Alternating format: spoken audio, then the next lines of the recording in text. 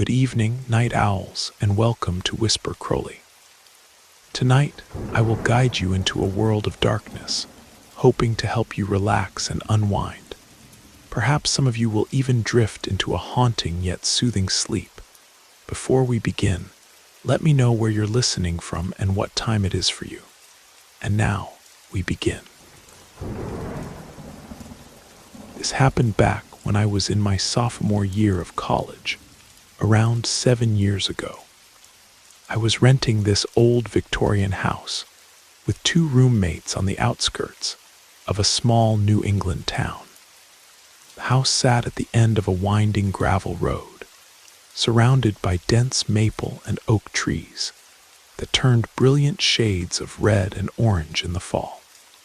Though technically we had neighbors, their properties were separated from ours by at least a quarter-mile of thick forest. It was mid-October, and a heavy fog had settled over our little corner of Vermont for nearly a week straight. The kind of fog that muffles sounds and makes everything feel isolated, like you're trapped in your own little bubble. My 2 roommates had left for a long weekend music festival in upstate New York, so I had the house to myself for 4 days. I wasn't particularly worried about being alone. I'd grown up in a rural area and was used to the solitude. On the second night, a Saturday, I remember working on a particularly challenging philosophy paper.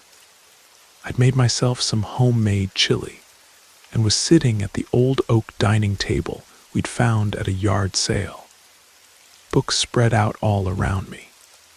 The house had this weird floor plan. The main living areas were on the 2nd floor, while the ground floor contained a garage and a couple of strange little rooms that we mostly used for storage. Around 11:30 at night, I heard 3 distinct knocks on our front door. Firm, deliberate, not the sound of a branch hitting the house or some animal scurrying around. This immediately struck me as bizarre. Our house was nearly half a mile from the main road, and you couldn't even see it from there because of the trees and the rolling hills. We rarely got visitors even during daylight hours, let alone this late at night in this weather. The knocking sent a chill down my spine. I froze, pen still in my hand, and listened intently. After about 20 seconds, 3 more knocks came, identical to the first set. Something about the precision and spacing of the knocks felt deliberate, almost mechanical. I quietly got up and moved to the small study that overlooked the front porch. The fog was so thick, I could barely see past the first few steps leading up to our door. I switched off the study light so I wouldn't be backlit and carefully peered out the window. There was nobody there. The porch was empty, but then I noticed something that made my blood run cold. Despite the thick fog, I could make out what looked like footprints on our porch steps. Wet footprints, as if someone had walked through the dewy grass and then up to our door. But here's the thing. The footprints only went up the steps. There were no footprints leading away. I backed away from the window, heart pounding in my chest. I tried to rationalize what I was seeing. Maybe someone had knocked and then jumped off the porch into the grass. But our porch was at least 8 feet off the ground on that side. Maybe they were still standing at the door, just out of my line of sight. I quickly checked all the doors and windows to make sure they were locked. Then I grabbed my phone, ready to call campus security or the local police if needed. I even texted my roommate Sarah, but she was at the festival and probably couldn't hear her phone. For the next hour, I sat in the dining room, lights dimmed, unable to focus on my paper anymore. I kept hearing faint sounds, creaks and rustles that were probably just the old house settling, but in that moment felt sinister. Around 1 in the morning, I heard what sounded like a car engine starting somewhere in the distance, but the fog muffled it so much I couldn't tell which direction it came from. I must have fallen asleep at the table eventually, because I woke up to bright sunlight streaming through the windows. The fog had finally lifted. Feeling a bit foolish about how scared I'd been, I made myself some coffee and decided to check outside. What I found still gives me goosebumps to this day. At the bottom of our long driveway, clearly visible now that the fog had cleared, was a black van with its driver's side door hanging open. But that wasn't the strangest part. Leading from the van to our house was a single line of footprints through the dew-covered grass, as if someone had carefully stepped in their own previous footprints when leaving. And on our front door, something I hadn't been able to see in the darkness. 3 small marks scratched into the wood, evenly spaced, right at eye level. I called the local police, who came out to investigate. They ran the plates on the van, which turned out to have been reported stolen from a town about 40 miles away 3 days earlier. Inside, they found some rope, duct tape, and a map with our house circled in red marker. They never found whoever was driving it. The officer told me they likely had an accomplice who picked them up, which would explain the car engine I heard in the distance. I moved out the following week. My roommates thought I was overreacting, but neither of them had seen those perfectly aligned scratches on our front door, or the single line of footprints leading to our house. To this day, I can't hear knocking at night without feeling that same cold dread wash over me. And I always check who's at the door before opening it.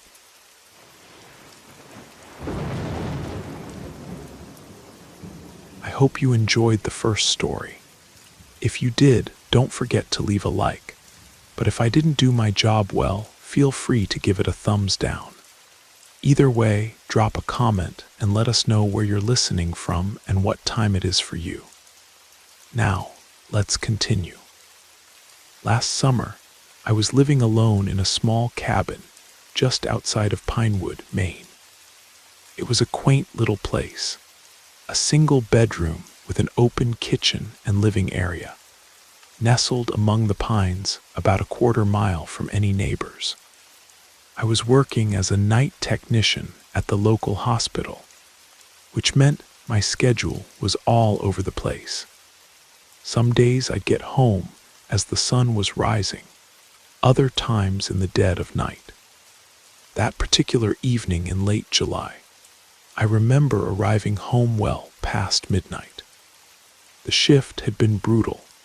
A multi-car accident had brought in 7 patients simultaneously, and the entire staff had been running on adrenaline for hours.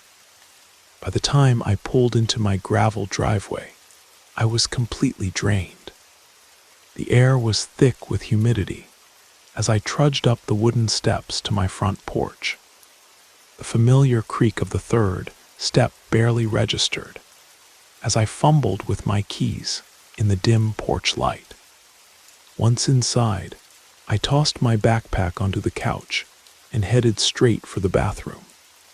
It wasn't until I was halfway through washing my face that I realized I'd left my medication in the car. I let out a groan of frustration. Those pills were my salvation after a shift like this, the only thing that would quiet my mind enough to let me sleep. I quickly dried my hands, not bothering to turn off the bathroom light, and headed back outside. The night had grown eerier in just those few minutes. The wind had picked up, causing the surrounding pines to sway and whisper. I hurried to my car, grabbed the small orange prescription bottle from the center console, and jogged back to the cabin. When I returned, something felt different. I couldn't quite place it, but something about the air inside had changed. I brushed it off as paranoia from exhaustion. Working in emergency medicine, you become hypervigilant, always expecting the worst outcomes. I resumed my bedtime routine, filling a glass of water and taking my medication. As I stood in the bathroom, brushing my teeth, I heard what sounded like a floorboard creaking from the other side of the cabin. I froze, toothbrush still in my mouth. The cabin was old, and sounds were normal.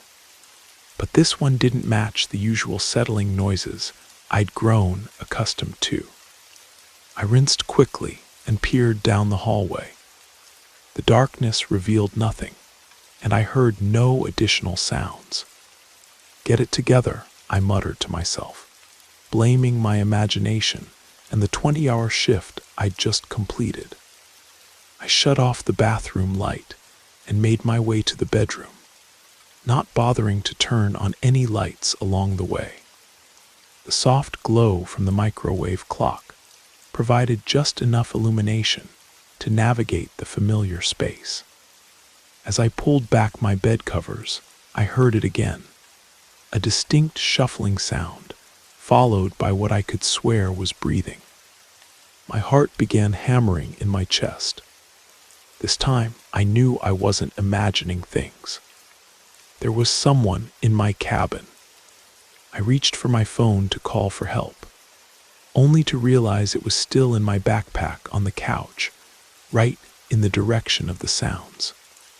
Summoning courage I didn't know I had, I crept toward the bedroom doorway. The cabin's open floor plan meant I could see most of the living area from where I stood. But in the darkness, everything was reduced to vague silhouettes. And then I saw it, a figure, taller than me by several inches, moving slowly from my kitchen toward the front door. Time seemed to stop. I stood frozen, afraid to breathe. The rational part of my brain screamed at me to run, to shout, to do something. But terror had paralyzed me completely. In a moment of either bravery or stupidity, I lunged toward the light switch on the wall beside me and flipped it on.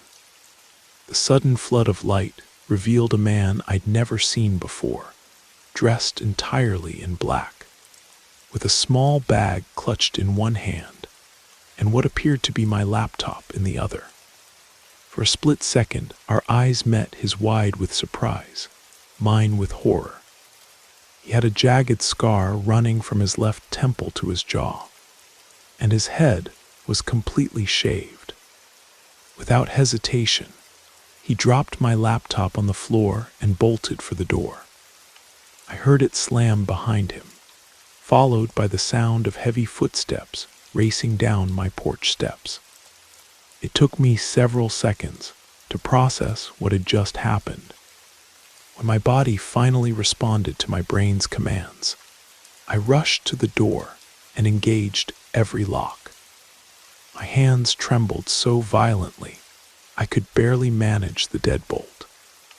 I grabbed my phone from my backpack and dialed 911, then stood in the center of my living room, certain that at any moment the man would return to finish whatever he had started. 911, what's your emergency? The dispatcher's calm voice contrasted sharply with the chaos in my mind. Someone was in my house, I managed to say. He just ran out. He was taking my things. While waiting for the sheriff's deputies to arrive, I checked around the cabin. Nothing else appeared to be missing, though my laptop screen had cracked when he dropped it.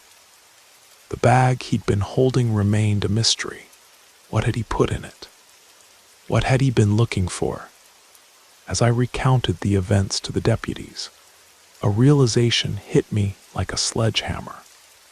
When I'd gone back to my car for the medication, I hadn't locked the front door.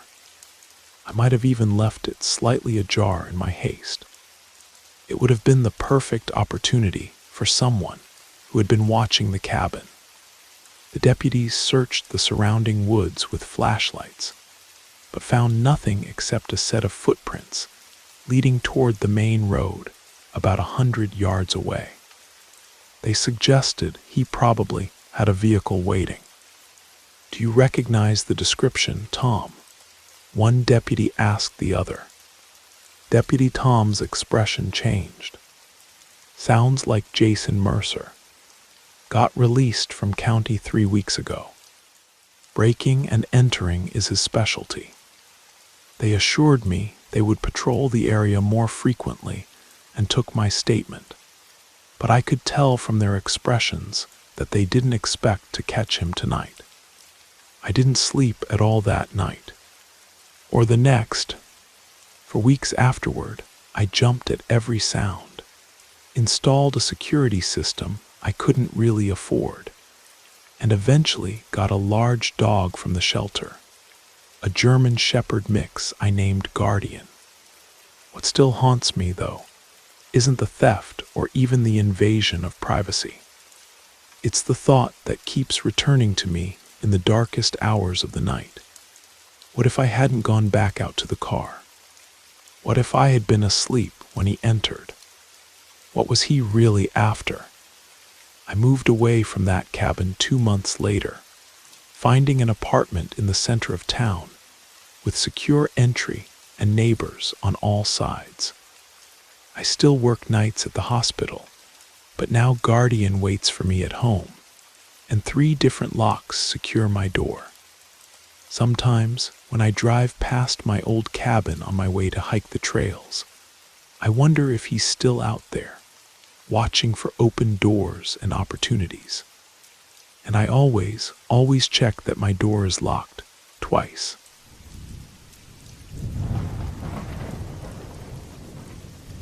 I want to tell you about something that happened to me last winter, an experience that still haunts me even though several months have passed. It was a bitterly cold January night in rural Vermont. Heavy snow had been falling all day, and I was alone in the small cabin I'd rented for the winter to work on my novel. The cabin was nestled in a clearing surrounded by dense pine forest, at least a mile from the nearest neighbor. I was in the living room, sitting by the crackling fireplace with my laptop, making the most of the spotty internet connection. The clock on the mantel showed it was nearly midnight. Outside, the wind howled through the trees, creating an eerie symphony of creaks and whispers that I'd grown accustomed to during my 3 months there. That's when I heard it, a distinct scratching sound coming from the back of the cabin. At first, I dismissed it as a branch scraping against the siding, something that happened often during windstorms. But then there was a more deliberate sound, like metal against metal, near the kitchen door. Before I could fully process what was happening, I heard the unmistakable sound of breaking glass. The noise came from the small window next to the kitchen entrance. In that moment, my blood ran cold. Someone was breaking into my cabin in the middle of nowhere, in the middle of a snowstorm. My first instinct was to run to my bedroom and lock the door, which I did without hesitation. The bedroom was at the opposite end of the cabin from the kitchen, with a narrow hallway connecting them. I could hear the intruder still fumbling around in the kitchen area, knocking something over with a muffled curse. I grabbed my phone from my pocket and dialed 911 with trembling fingers. When the dispatcher answered, I whispered as quietly as I could that someone had broken into my cabin. I gave her the address and tried to control my breathing, which seemed impossibly loud in the quiet room.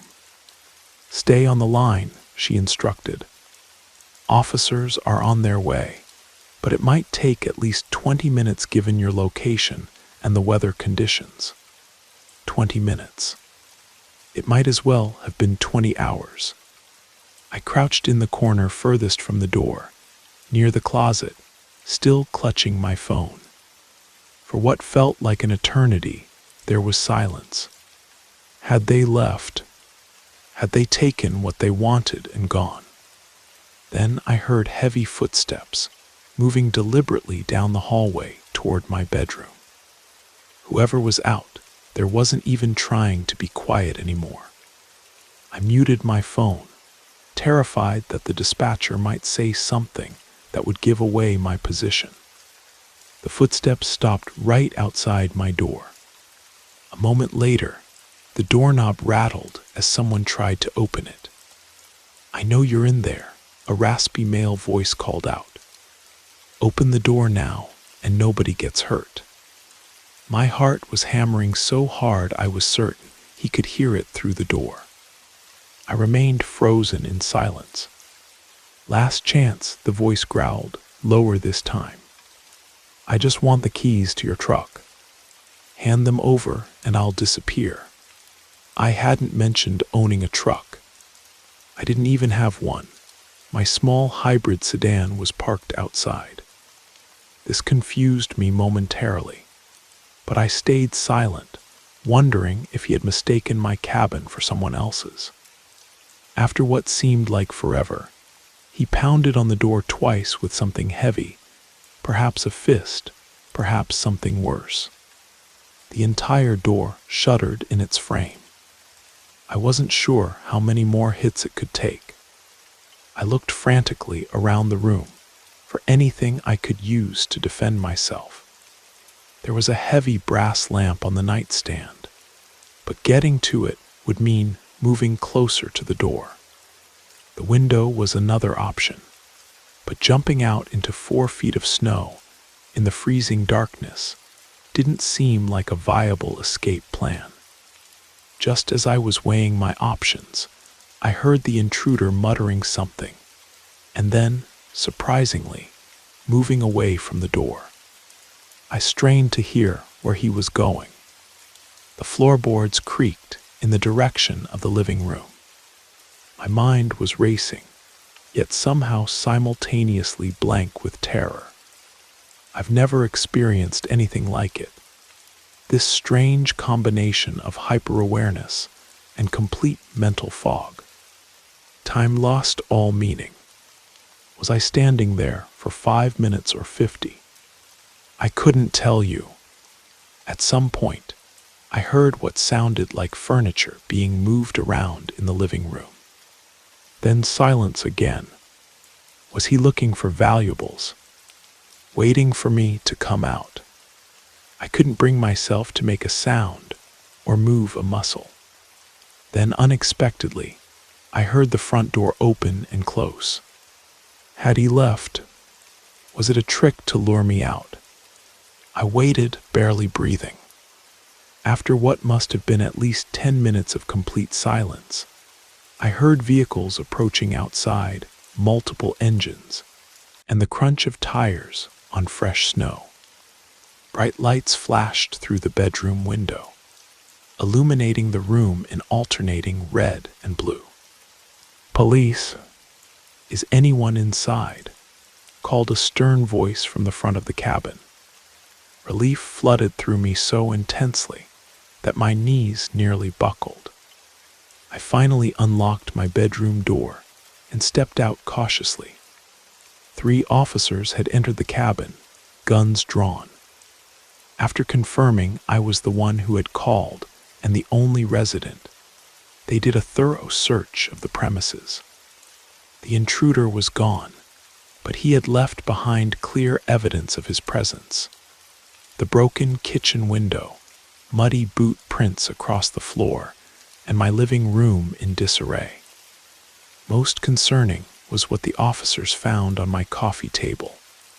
A notepad with my name written on it, along with what appeared to be the beginning of a letter that was never completed. The officers explained they had found fresh tire tracks leading away from my cabin, heading deeper into the forest on a rarely used logging road. They called for backup to follow the tracks. Less than an hour later, I received word that they had found an abandoned pickup truck stuck in a snowdrift about 3 miles from my cabin. Inside was a man, semi-conscious from the cold, with a backpack containing rope, duct tape, and a hunting knife. What chilled me more than the winter air was learning that the truck had been stolen from a neighboring town, and that the man had a history of home invasions and assaults. The officers believed he had specifically targeted my isolated cabin, perhaps after seeing my lights from the main road on previous nights. I didn't sleep in that cabin again. I packed my essential belongings that very night and checked into a motel in town until I could make more permanent arrangements. To this day, I don't know what might have happened if my bedroom door hadn't had a lock, or if the police had arrived even a few minutes later. What I do know is that I'll never again take for granted the security of a locked door, or the wisdom of checking who your nearest neighbors might be before renting a secluded cabin in the woods. Sometimes the scariest stories aren't about supernatural monsters, but the all-too-real human ones who might be watching your lights from a distance, just waiting for the right moment to knock on your door.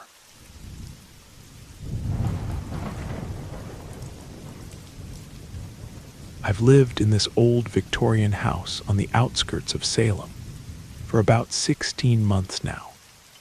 It's a charming place, despite being over 100 years old, 3 stories with creaky wooden floors, and those ornate crown moldings you just don't see anymore. My apartment is on the 2nd floor, tucked away at the end of a long, dimly lit hallway that always seems to be about 10 degrees colder than it should be. Last Tuesday night, something happened that I still can't explain. It was the middle of November, and we'd been having an unusual cold snap. The wind was howling outside, rattling the windows in their frames. The kind of night where you just want to huddle under a blanket with something warm to drink. I was doing exactly that, nursing a mug of hot chocolate while binge-watching this true crime series everyone had been talking about. The grandfather clock in the hallway had just chimed 11 times when I heard it, a soft knock at my door. At first, I thought I'd imagined it. In the 16 months I've lived here, not a single neighbor has ever come knocking. The building attracts a certain type of tenant, people who value their privacy, who prefer to exchange nothing more than a polite nod in passing. I don't even know most of their names. The knock came again, a little more insistent this time. I paused my show and listened. Maybe someone had the wrong apartment. It seemed like the only logical explanation. But something about the timing felt off. 11 at night is awfully late for a casual visit, especially on a Tuesday. I set my mug down and walked to the door, my socked feet silent against the hardwood. Before touching the handle, I leaned forward and peered through the peephole. And I thank whatever guardian angel was watching over me that night that I did. Standing in the hallway was a woman. At least I thought it was a woman at first glance. She appeared elderly, with wispy white hair that hung limply around a face that was wrong somehow. It took my brain a few seconds to process what I was seeing. Her face was unnaturally smooth in some places and deeply wrinkled in others, like a mask that didn't quite fit right. Her eyes were what truly unsettled me. They seemed too large, too round, and utterly devoid of expression. I didn't move. I barely breathed. I just stood there, silently watching this stranger through the tiny lens of my peephole. After about 30 seconds, she knocked again, more forcefully this time. 3 sharp raps that seemed to echo down the empty hallway. Then she just waited, standing completely still, staring directly at my door. At one point, I swear she tilted her head slightly upward, as if she knew exactly where the peephole was, as if she could see me watching her. Eventually, she turned and walked away, her movements oddly stiff and mechanical. I stayed frozen by the door, straining to hear if she would knock on any other apartments. The building is old and sound carries. I would have heard it. But there was nothing, just the continuous moaning of the wind outside. Relief washed over me as I returned to my couch. I tried to focus on my show again, but my mind kept wandering back to the woman's unsettling appearance. Maybe she was just a confused elderly resident who had moved in recently. Or perhaps someone's relative visiting from out of town who got lost. I had just started to relax again when, about 25 minutes later, the knocking returned. My heart sank. I knew before I even looked who it would be. Sure enough, when I crept back to the door and peeked through, there she was, standing in exactly the same position as before, wearing exactly the same expression. This time I noticed something else, her clothing. She wore what looked like a nightgown, pale blue and outdated, the kind you might see in photographs from the 1930s or 40s. And despite the freezing temperatures, her feet were bare. She knocked again, and then my blood turned to ice. She reached for the doorknob and tried to turn it. The metal rattled, but thankfully held firm. I always double lock my door, a habit from years of city living that suddenly seemed like divine intervention. I backed away, fumbling for my phone, my mind racing through the options. Call the police. But what would I say? There's an old woman in a nightgown trying to get into my apartment. It sounded absurd, even to me. And yet, something about her filled me with a primal dread I couldn't explain. When I gathered enough courage to check the peephole again, the hallway was empty.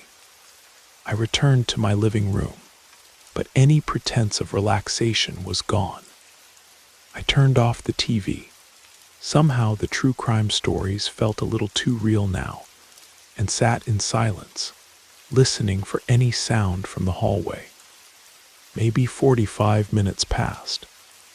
I had started to think about going to bed, though I doubted I'd be able to sleep, when the knocking came a third time. Louder now, almost angry bang, bang, bang.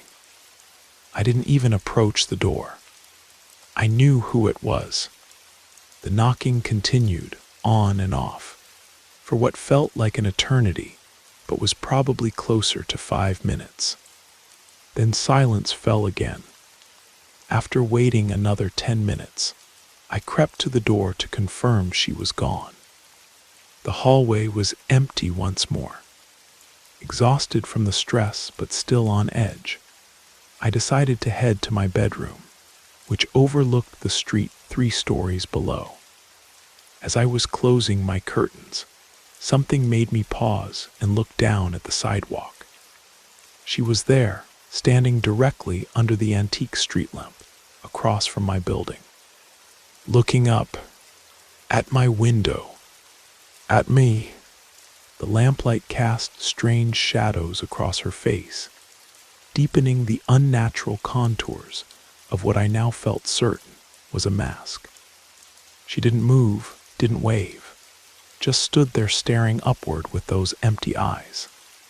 I yanked the curtains closed and collapsed onto my bed, my mind reeling. Who was she? What did she want?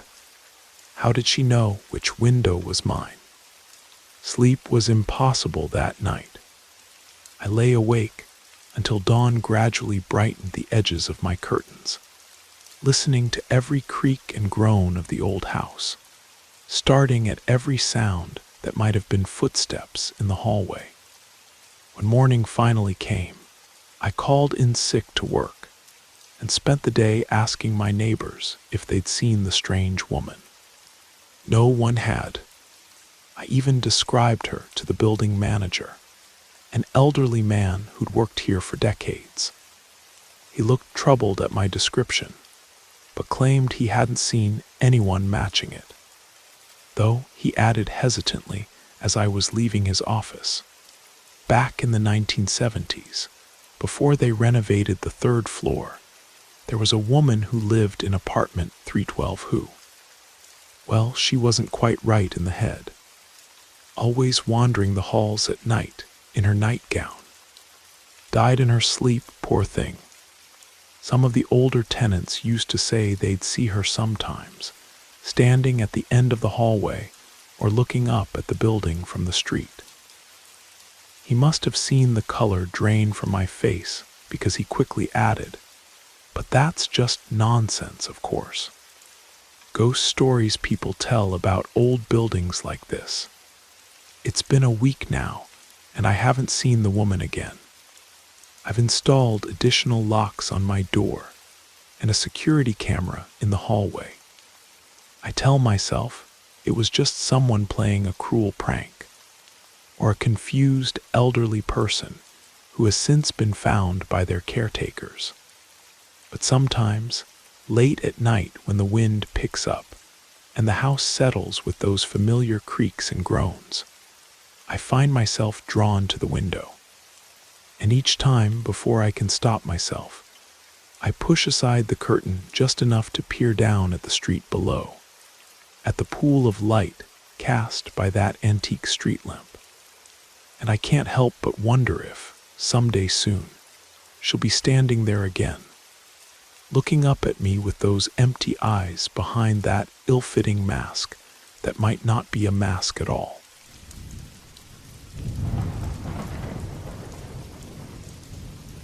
This happened back when I was a kid, during the summer of 1997. I think I was about 11 years old, though I can't remember exactly. It was so long ago. I was living with my parents in our old farmhouse just outside of Millridge, a small town where everyone knew each other's business. Well, almost everyone's. That particular evening, my parents had gone to a fundraiser at the local community center. It was one of those grown-up events with silent auctions and fancy appetizers that kids had no interest in. So I stayed home alone. To be honest, I felt uneasy about it. I'm sure it wasn't the first time they'd left me by myself, but it didn't happen often. Probably only one of the first 5 times I'd been left alone, and the fact that it was getting dark made me even more nervous. But my parents promised they'd be back by 10 o'clock, and they'd left the number of the community center by the phone in the kitchen. I spent most of the evening in our living room, watching a marathon of the X-Files reruns. Not the best choice for a kid already feeling jumpy. But I was going through a phase where I was obsessed with aliens and government conspiracies. Around 9:30, my parents still weren't back, and I remained glued to the TV. The living room was at the front of the house, connected to the dining room, with the kitchen at the back, out of sight from where I was sitting on our old corduroy couch. I remember hearing some strange noises coming from the kitchen area, specifically from the direction of the window above the sink. Initially, I assumed it was our dog, Rusty. Unlike most dogs, Rusty was nimble like a cat and had figured out how to climb onto the counter to look out the window. He was always prowling around the house, getting into places you wouldn't expect a golden retriever to reach. He often walked along the counter by the sink, which was right next to the window where the sounds seemed to be coming from. I was absolutely convinced it was just Rusty, so I didn't pay much attention. I continued watching my show, unbothered. But gradually, the sounds grew louder and different in character, more deliberate, with a metallic scraping that didn't fit with Rusty's usual movements. I tried to ignore it for a few more seconds, still thinking it might be the dog, but something made me pause the TV. The realization hit me suddenly. Rusty wasn't even home. My parents had taken him to the groomers that morning and dropped him off at my grandparents' farm for the weekend, since they were planning a day trip to the lake on Sunday. Fear washed over me like ice water. The house suddenly felt too quiet, too empty. I stood up and cautiously walked toward the dining room, my heart pounding in my chest. The sounds continued the entire time. When I got a few steps closer to the kitchen, I could see the back window by the sink. It was partially open. There should have been a screen to keep bugs out, but I couldn't see it. The window appeared to be open to the outside, and the curtains were fluttering slightly. And in that moment, as I stood frozen in place, I watched as the window was pushed wider. Then a pair of gloved hands appeared on the windowsill, followed by a man in a dark hooded sweatshirt beginning to climb through. The sight burned itself into my memory, something I truly never expected to witness in my own home, something I'll never forget as long as I live. In that instant, I bolted back through the living room, toward the stairs, and raced up them as fast as my legs could carry me. I didn't stop until I reached my bedroom and slammed the door behind me, turning the lock with trembling fingers. This was before every kid had a cell phone, and there wasn't any phone in my room. The only house phones were downstairs in the kitchen and my parents' bedroom. My parents had mobile phones, but I couldn't call them because I refused to go back downstairs. I was terrified beyond words and had absolutely no idea what to do. So I did the only thing my panicked mind could think of. I crawled under my bed and pulled my sleeping bag around me. I covered my ears and face. I didn't want to hear or see anything that was happening. I just lay there for what felt like hours, trying to block out all sounds, not wanting to hear anything.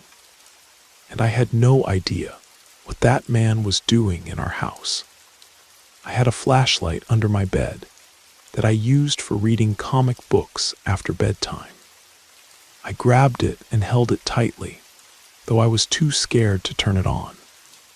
The sound of footsteps downstairs made my blood run cold.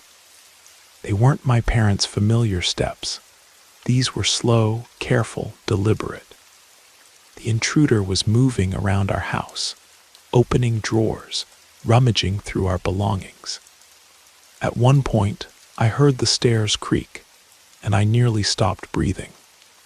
The footsteps came halfway up the stairs, paused for what felt like an eternity, then went back down. A long time passed.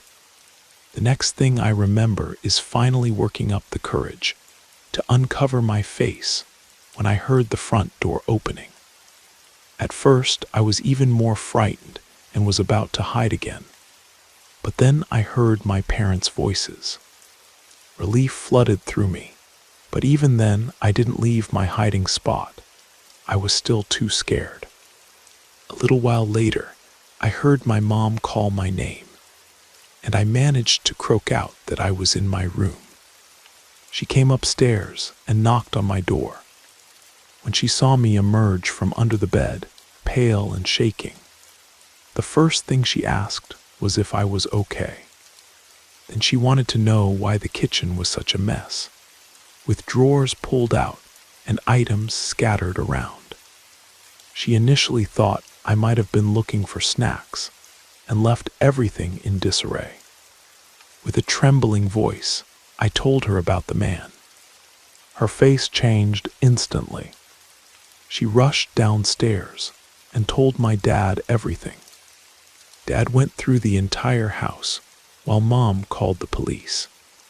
When the officers arrived, they searched the whole property, but the man was long gone. What was strange, and what made this even more unsettling, was that nothing valuable seemed to be missing. Our TV was still there, Mom's jewelry box was untouched, and Dad's collection of rare coins remained in his desk drawer. But when we went into the kitchen the next morning, we noticed something odd on the refrigerator. A small Polaroid photograph that wasn't ours. It showed a house that looked a lot like ours, but taken from the edge of the woods behind our property. On the back, written in neat block letters, were the words, "Next time." The police took it as evidence, increased patrols in our neighborhood, and suggested we install an alarm system. We never found out who the intruder was or what he wanted. After that night, my parents never left me alone in the house again until I was in high school. And by then, we'd moved to a different town altogether. Sometimes I wonder if he ever came back to our old house, looking for whatever he was seeking that night. All I know is that I'm grateful we all remained unharmed. It was the most terrifying experience of my childhood, and it taught me that sometimes the monsters aren't just in the TV shows. Sometimes they try to climb through your kitchen window.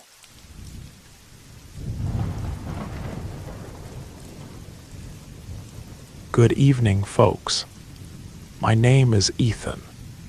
I grew up in a sleepy coastal town in Maine where the air always tasted of salt, and the Victorian houses stood tall against the backdrop of gray skies.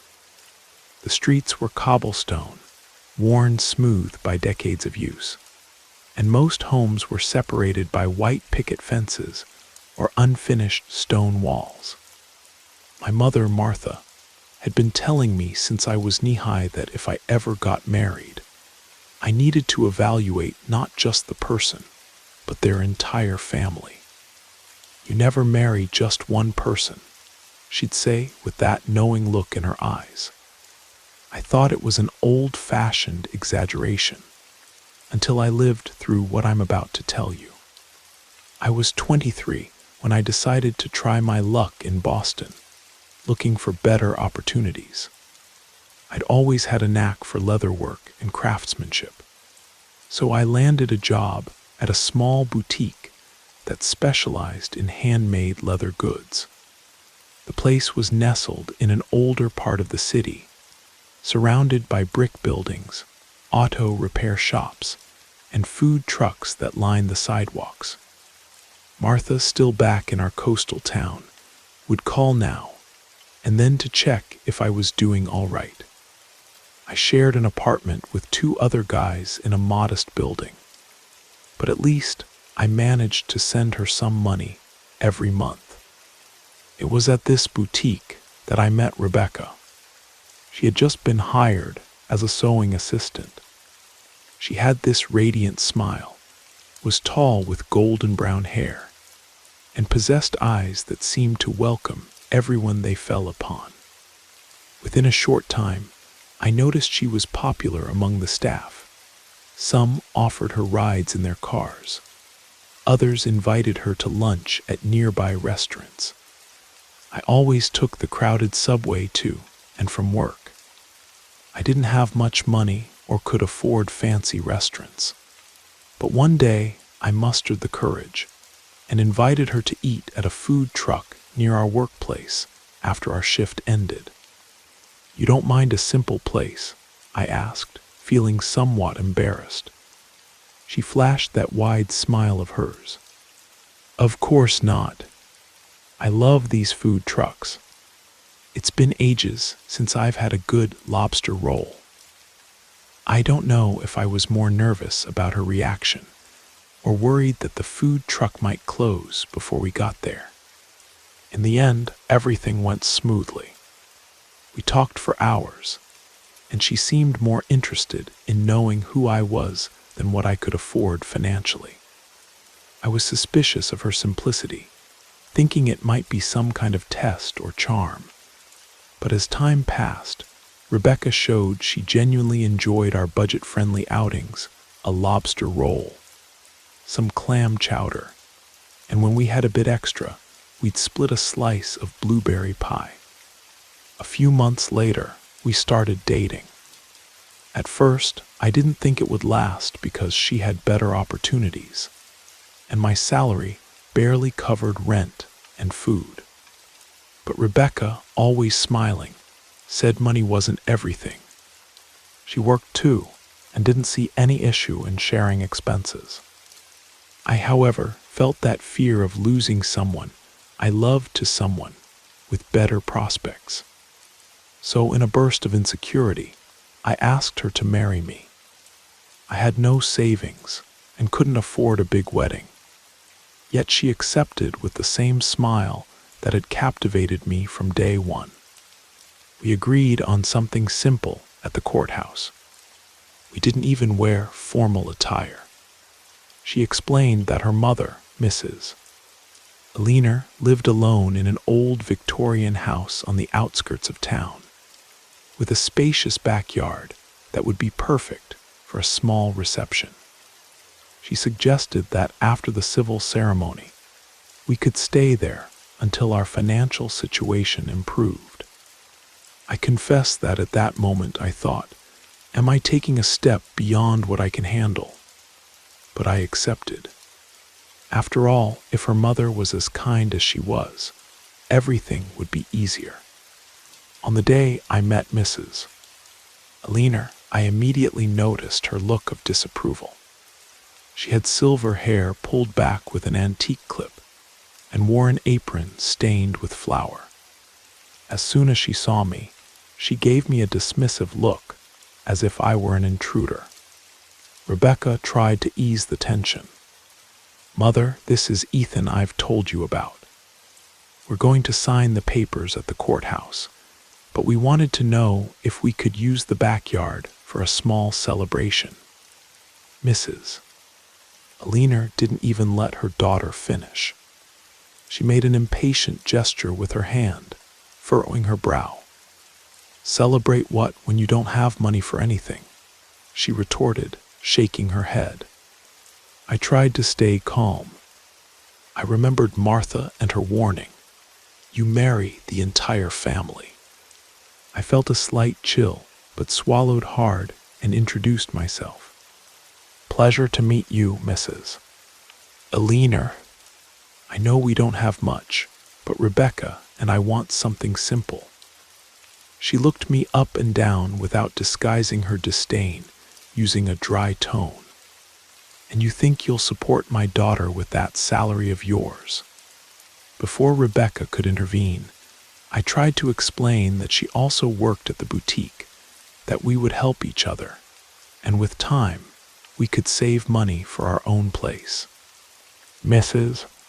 Alina rolled her eyes, but allowed us to use the backyard for a small reception, provided it wouldn't be a burden on her. The way she emphasized those words made me uncomfortable.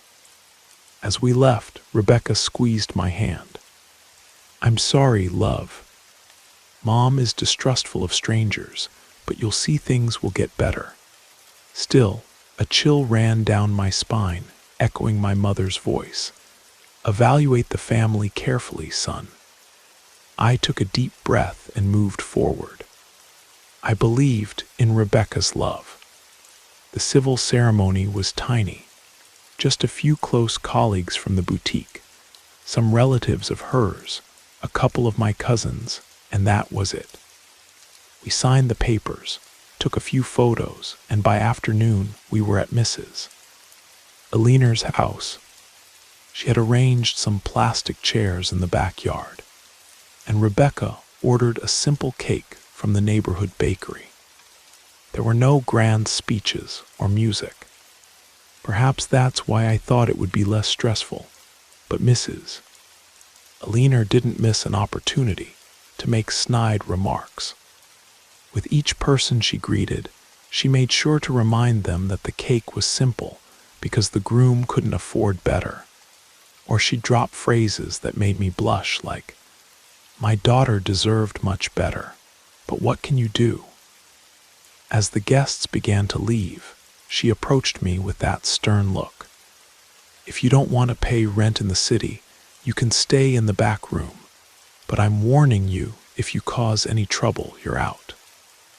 My pride didn't want to accept, but Rebecca hugged me. "Let's take advantage of this chance, Ethan. We'll save up and get out of here soon." I nodded awkwardly. Later, Mrs. Aliner disappeared into the house. I took a last sip of the warm punch, trying not to show my distress. Rebecca kissed my cheek, appearing grateful. I thought, it's just temporary. We settled into the so-called back room. It had an antique double bed, a warped closet, and a window that overlooked the backyard where Mrs. Aliner kept numerous potted plants. At first, despite the unpleasant comments from my mother-in-law, life as a couple seemed promising. I worked the morning shift at the boutique and did some overtime in the afternoon. Rebecca got some sewing gigs outside her regular hours, so we were saving a little money every 2 weeks. We gave part of what we earned to her mother as a contribution for living there. She took the money with an always stern expression without thanking us, but she didn't complain. Until the day we announced that for a month, we'd need to save almost all of our salary to rent a house. "So you're cutting my part?" asked Mrs. Aliner with her arms crossed. "Not cutting," Rebecca explained, trying to sound gentle. "Just reducing it so we can leave soon." My mother-in-law glared at me as if it were all my fault. From then on, her comments became incessantly malicious. She insinuated that I wasn't fit to support my wife, that I was a freeloader. Rebecca, although noticing my frustration, rarely confronted her mother. She seemed afraid to stand up to her. One Sunday morning, when I expected a bit of peace, Mrs. Aliner decided to prepare lunch for an elderly uncle who was coming to visit. She left several notes for Rebecca and me, ordering us to help set the table and clean the backyard. As I was wiping down the chairs, I noticed the food emitted a strange, sour smell. I peeked into the kitchen and saw my mother-in-law stirring a pot of meat with a dark seasoning. There was another dish of rice with vegetables on the stove, but it didn't seem to be the same stew that was boiling in that larger pot. I swallowed hard but didn't say anything. Maybe I was just being paranoid. When we finally served the table, Mrs. Aliner placed plates in front of the uncle and her daughter, and then brought one for me. It was the meat from the pot, but with a stronger smell. I looked at Rebecca's plate, thinking she would also eat the same thing. It wasn't the same. The color of her sauce was lighter. She, noticing my discomfort, whispered, "Are you okay? The smell is a bit strange." "I don't want to accuse anyone, but yes, it smells off," I said quietly. "Don't complain, boy," interrupted my mother-in-law, sitting down. "You should be grateful to have food." To avoid conflict, I tasted a piece. The flavor was bitter and somewhat sour. Nausea rose in my throat, but I contained it. The uncle and Rebecca seemed to be eating something different, something milder. I avoided saying anything, swallowed what I could, and pushed the plate away. Worse was the satisfied expression on my mother-in-law's face, as if she were enjoying herself. After lunch, I went to the bathroom feeling my stomach churn, but I couldn't throw anything up. That same night, I began to feel chills and a throbbing headache. I thought it was just food poisoning, but the pain progressed to severe cramps in my abdomen, fever, and a weakness that prevented me from getting out of bed. I spent the night tossing and turning in the sheets, sweating. The next day, I couldn't go to work. Rebecca was worried, but Mrs. Aliner just threw a towel on the edge of the bed. Must be delicacy or a weak stomach. Throughout the week, the situation worsened. Besides the abdominal pains, my hands began to shake. I lost the strength to hold tools. My knees hurt, and I felt pins and needles in my joints. I made an appointment at the health clinic, but there was only a slot available 2 weeks later. I had to take leave from work, which meant less salary. Rebecca began to support the household almost by herself, and of course, my mother-in-law didn't forgive. See, Rebecca, what kind of man is this who can't handle a stronger cold? Even weakened, I heard her comments around the house. She made a point of walking past our room and muttering that I was a dead weight. Rebecca tried to alleviate the situation, but she didn't openly confront her mother.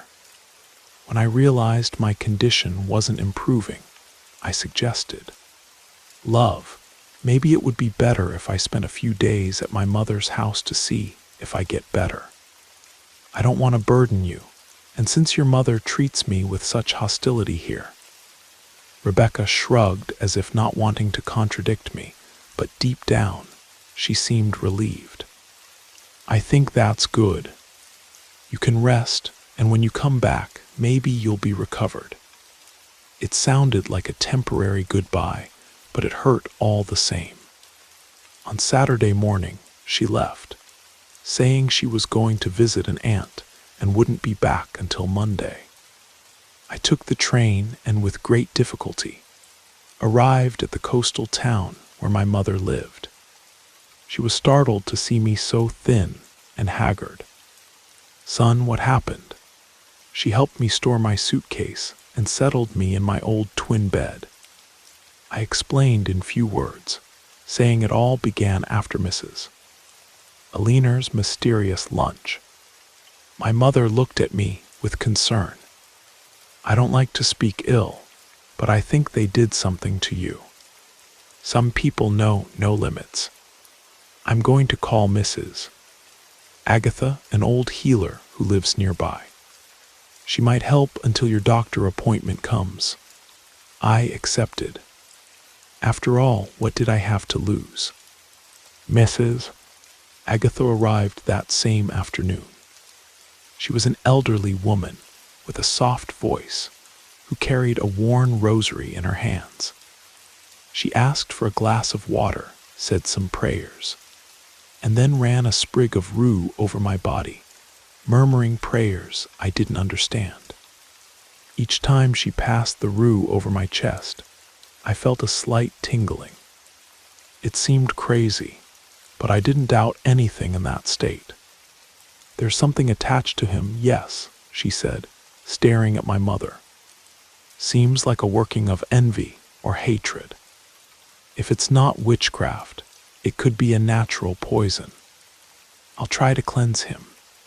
She began to rub oil mixed with herbs, praying in a low voice. I confess the smell of the mixture turned my stomach, but I held firm. In the end, she said, "This won't go away overnight. It needs more sessions and some teas to cleanse the body." My mother was willing to buy whatever was necessary. Meanwhile, Rebecca didn't show any signs of life. I found it strange. but I tried to understand that she must be overwhelmed too. However, on the third day I was home, my mother returned from the market fuming. I met an acquaintance who said she saw Rebecca in the city with another man. I didn't want to believe it, but she swore it was her, holding hands with him, and they seemed quite intimate. I felt my heart sink. Despite everything, I didn't want to believe it. Yet that news didn't surprise me much anymore. The relationship with her mother was so hellish that it could have pushed her into the arms of someone more comfortable. I cried more out of anger than disappointment. It seemed my marriage was ending without having properly begun. My health continued to fluctuate. Sometimes I had pain crises that prevented me from standing. Other times, I could walk while leaning against the wall. I had to sign the divorce papers from a distance, without the strength to argue. Rebecca never showed up to give me any explanation. After the divorce, I discovered through a cousin that she had indeed gotten involved with a man of better means. I felt a twinge, but I followed Mrs. Agatha's instructions. I drank bitter teas and did weekly prayers to alleviate the symptoms. Over time, I began to have fewer pains, although my hands still trembled. The doctors couldn't find exact causes. It seemed like intoxication, but there was no test to prove the agent. Be that as it may, official medicine helped me little, so I clung to the healer's prayers and my mother's patience. Little by little, I improved to the point of finding a new job at a sewing workshop near the town. I earned little, but it was enough to support myself and continue helping my mother with household expenses. During this time, I heard rumors that Rebecca had been abandoned by the man as soon as she got pregnant, and that Mrs. Alina had fallen seriously ill. I felt neither joy nor pity, just emptiness. You reap what you sow. Several years passed. I dealt with occasional tremors and joint pains, but I could already work with relative normalcy. Mrs. Agatha said the working had done damage that wouldn't completely disappear. Now and then I had nightmares with Mrs. Alina stirring pots and watching me with a malevolent smile. I would wake up drenched in sweat. My mother insisted, "Don't harbor resentment, son. Hatred also makes you sick." I tried to follow this advice, but sometimes my anger would surface when remembering the humiliations. To move forward, I started going out on weekends, talking with friends on the porch, and living a bit beyond that sick memory. Over time, I learned that Rebecca had another child, the result of yet another troubled relationship. It didn't evoke any emotion in me. It only confirmed that her life continued on complicated paths. One day, I accidentally ran into a former colleague from the boutique, Greg, who told me that Mrs. Alina had passed away about a year ago. She had a degenerative disease and spent the last months bedridden and bitter. Rebecca was also in a difficult situation, looking for work. Greg gave me a curious look. "And you, Ethan, do you think about seeking her out? You were married after all." I shook my head. I had no reason to look for her. Besides, I clearly remembered the nights of pain I lived through, the poison or spell that stole my health. I went home with Greg's words echoing in my mind, but I decided it was better to keep my distance. More than half a year passed. My routine was quiet. I woke up early, went to the workshop, returned at dusk, and at home I helped my mother tend to the garden. Until one afternoon, As I was closing the workshop, I was approached by a woman with her hair tied in a scarf, sunken eyes, and an anxious expression. It was Rebecca. I almost didn't recognize her at first. She was thinner and had dark circles under her eyes. She had a child by the hand, a boy of about 5.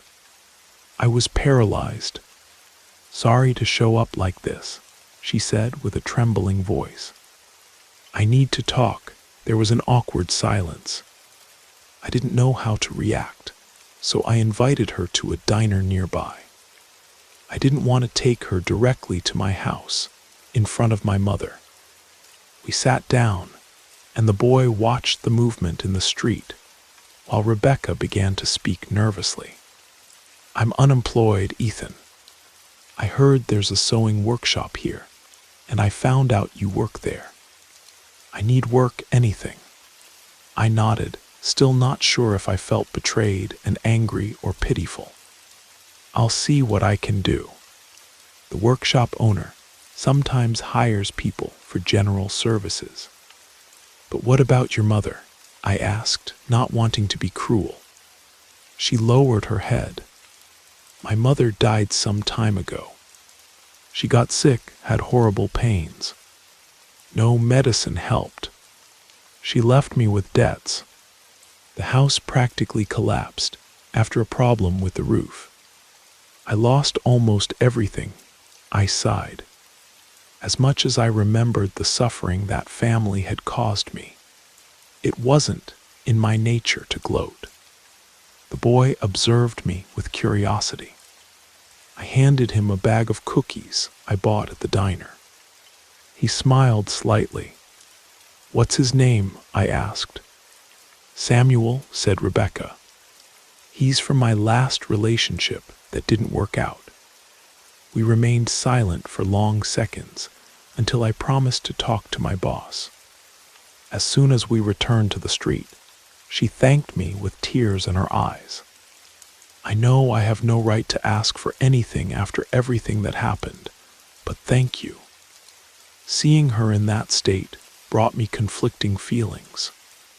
Part of me still remembered her smile in the dating days.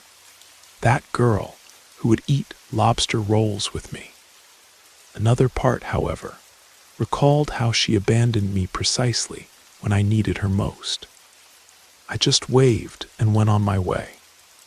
I arrived home and didn't immediately tell my mother anything. I preferred to resolve the situation the next day, when I would have a conversation with the workshop owner. The boss agreed to interview her, and to my surprise, ended up hiring Rebecca for cleaning services. The workshop needed someone to sweep the yard, wash parts dirty with grease, and take care of the cafeteria. She did well in the first few days, showing agility and organization. I avoided her as much as possible, but the workshop wasn't large, so we saw each other several times. Samuel would run through the reception area when she had no one to leave him with. One afternoon, she approached while I was sorting some fabric rolls. "Ethan, I wanted to thank you again. I only got this job because of you. I just talked to the boss. You're the one putting in the effort to stay." I tried to maintain a professional tone. She stared at the floor. "I know I don't deserve your compassion after what I did, but I don't want to leave without apologizing, especially for that meal my mother served. There's something I never told you." I remained quiet. That scene brought me bitter memories. I saw my mother throwing strange powders into the pot, continued Rebecca. When I asked what it was, she said it was to hold onto the son-in-law. I thought it was some silly superstition, but I think it must have made you sick. My heart jumped.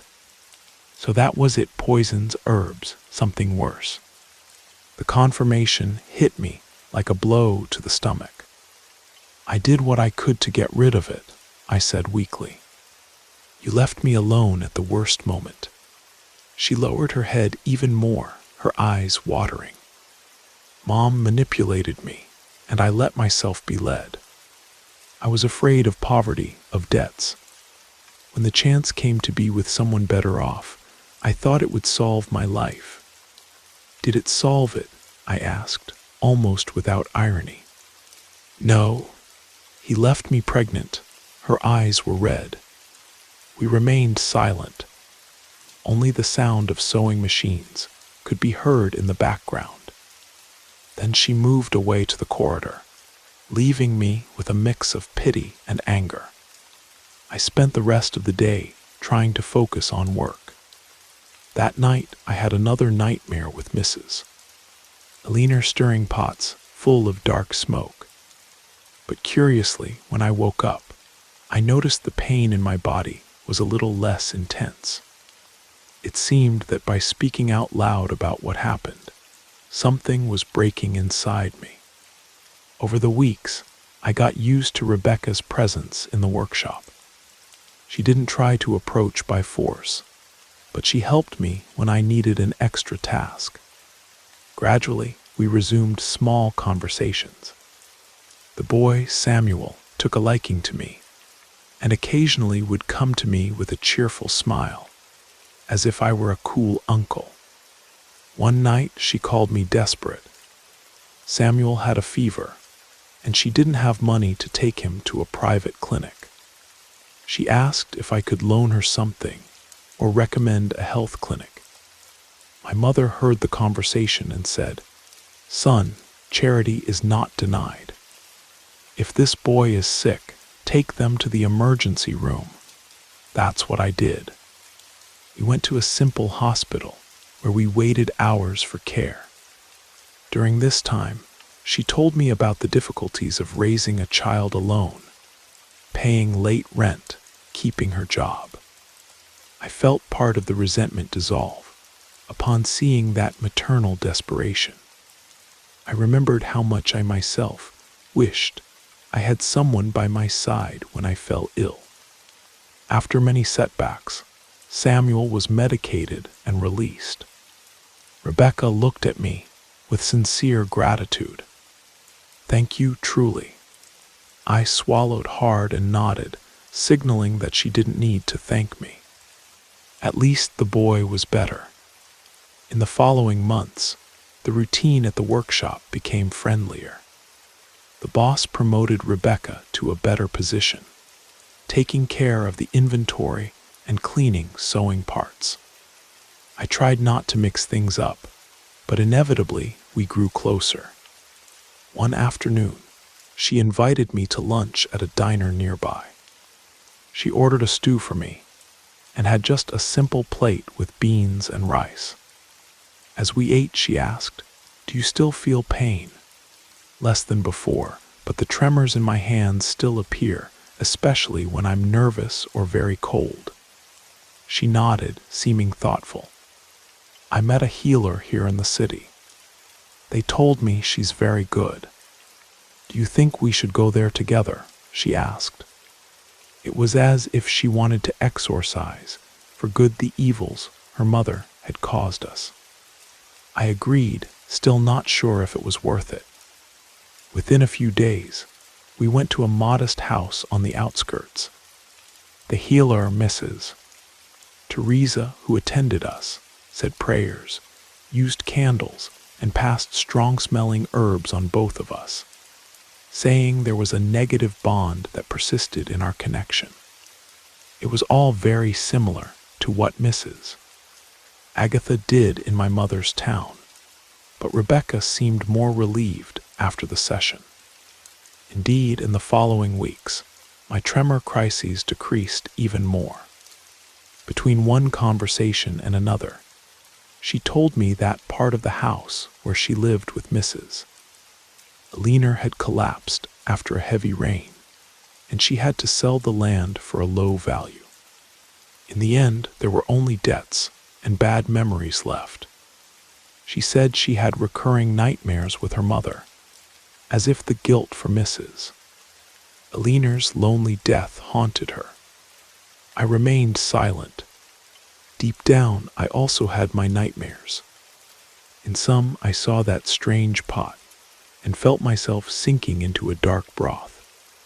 As time passed, I realized Rebecca and I were getting closer. We would laugh at small, silly things in the workshop. On weekends, we sometimes gathered to see if Samuel needed anything. My mother, of course, became suspicious when she discovered I was so close to Rebecca again. "Be careful, son. You've suffered enough. Don't repeat the mistake." "Mom, I understand, but the circumstances have changed. Mrs. Alina is no longer here, and Rebecca seems to have learned something from everything we've been through." She gave a long sigh. "I just don't want you to get hurt again." I agreed, although I felt afraid myself. The truth is that despite the wounds, a spark of affection persisted between Rebecca and me. Perhaps the memory of happy days before her mother interfered hadn't completely faded. One day after work, she invited me for coffee in the small room she rented. Samuel was at a neighbor's house. I entered and noticed the dwelling was simple with few pieces of furniture, yet very tidy. Rebecca served me freshly brewed coffee and a plate of cornbread. "I know it's strange to receive you like this, but I wanted to thank you for everything," she said with a shy smile. I looked at that cornbread and involuntarily recalled the last time I accepted food from her mother. A chill ran up my spine. She noticed and lowered her gaze. "I'm sorry if you don't want to eat, I understand." I took a deep breath. The situation was different. The simple recipe with no strange smell. I cut a piece and tasted it. I felt nothing but the flavor of cornmeal. She smiled, emotional. We talked for hours, reminiscing about the past. She even cried, apologizing again. I didn't know if I was ready to say I forgave her, but at least I felt there was no poison between us, just the weight of an unresolved history. About a year later, already accustomed to daily coexistence, Rebecca and I began a more serious relationship. We didn't know if we could call it dating or a rapprochement, but gradually, I started sleeping in her room, and Samuel, who already called me by an affectionate nickname, began to see me as an improvised father. Slowly, we created a small family, although nothing was official. My mother still kept her guard up, but saw that I was happier. During this period, the physical sequelae almost disappeared. I still had days when I felt pain in my knee or tremors in my hands, but they were less intense. The doctors, upon examining me, never reached an absolute diagnosis, and now I didn't care so much about the past. Perhaps in a way that dark part was dissipating, as Mrs. Agatha had said, "When we abandon resentment, evil loses its strength." Rebecca, for her part, dedicated herself a lot to work and took good care of Samuel. She no longer commented on men from the past. She seemed determined to rebuild her life. There were tense moments when we argued, especially when we remembered Mrs. Alina, but we soon overcame them. She confided in me that she had visited her mother's grave, leaving flowers and asking forgiveness for having revolted against her at the end of her life. Even so, Rebecca recognized that if her mother did us harm, she also ended her existence in a very bitter way. She didn't feel happy about it, but understood that malice exacts its price. Today, I live more peacefully. I continue working at the same sewing workshop, and sometimes do some repair services on my own. Rebecca was promoted once more and stands out for her dedication. Samuel is in school, growing up fast. We haven't married again in the courthouse. Yet, because I feel we are building everything slowly, without rushing to make things official. That pain, that poison that made me waste away, has now reduced to an internal scar. When the temperature drops, I feel stabs in my spine and remember the torment of old times. But I no longer feed anger or desire for revenge. Just a strange longing for the time when Rebecca and I were young and dreamed of a marriage without obstacles. Occasionally, I visit my mother's town and have coffee with Mrs. Agatha, who always asks if I'm well in health and soul. I tell her I'm living in peace, and she smiles, saying nothing is stronger than the will to continue. I move forward, even carrying an internal alert. Never underestimate the intentions of a family that surrounds us because, as Martha taught me, you don't marry just the loved one, but the entire set of ties and influences that accompany them. Perhaps if Mrs. Aliner had chosen another path, none of this would have happened. Or maybe Rebecca and I would never have united so strongly as now. It's impossible to know. What I do know is that witchcraft or poison aren't mere nonsense when they come from the concrete malice of someone close. Sometimes they leave marks that even science can't fully explain. But forgiveness, even partial, even late, can also heal wounds that seemed eternal.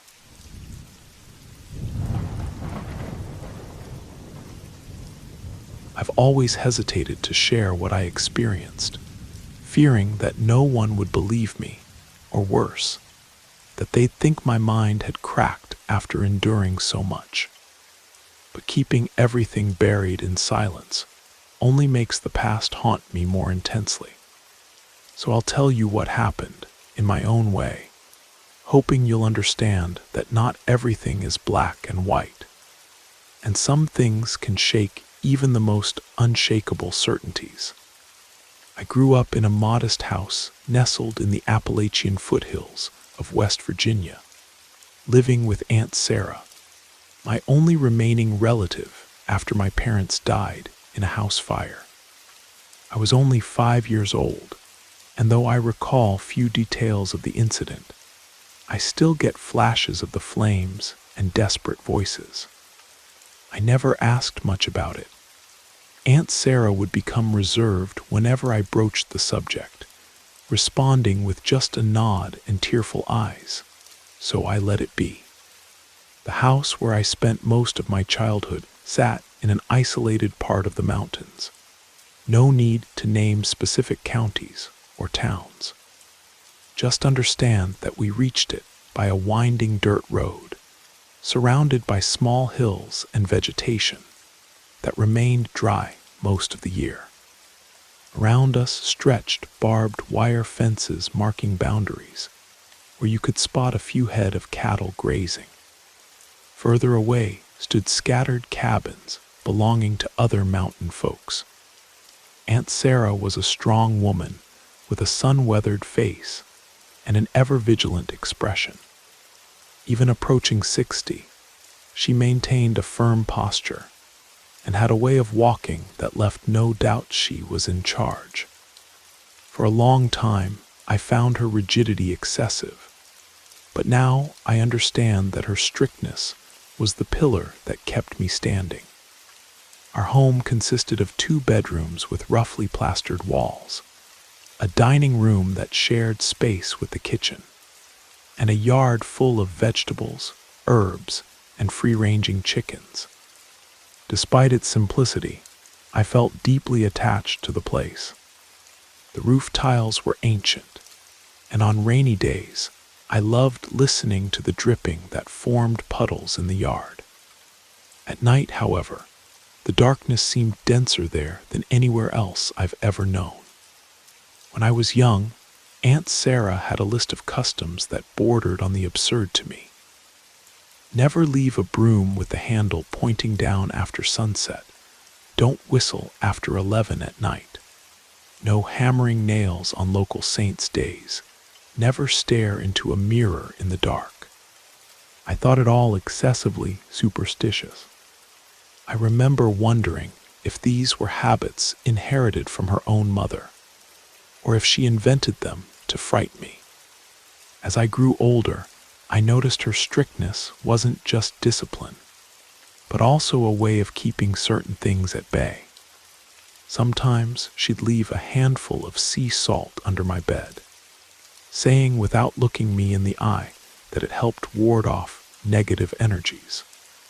Or when we received visitors, she'd place a sprig of rosemary on the threshold.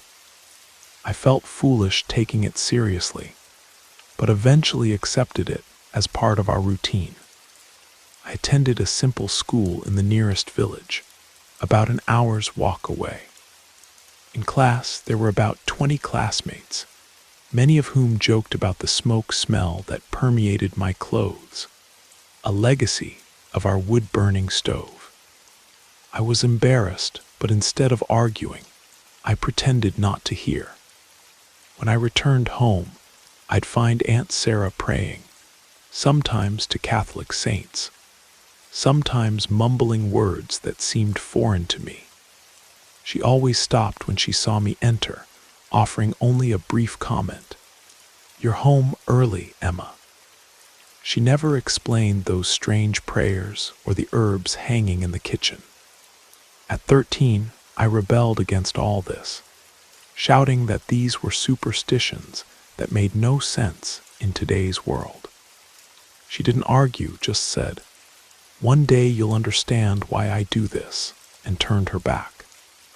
I hated that resigned tone, as if telling me I was still an ignorant child.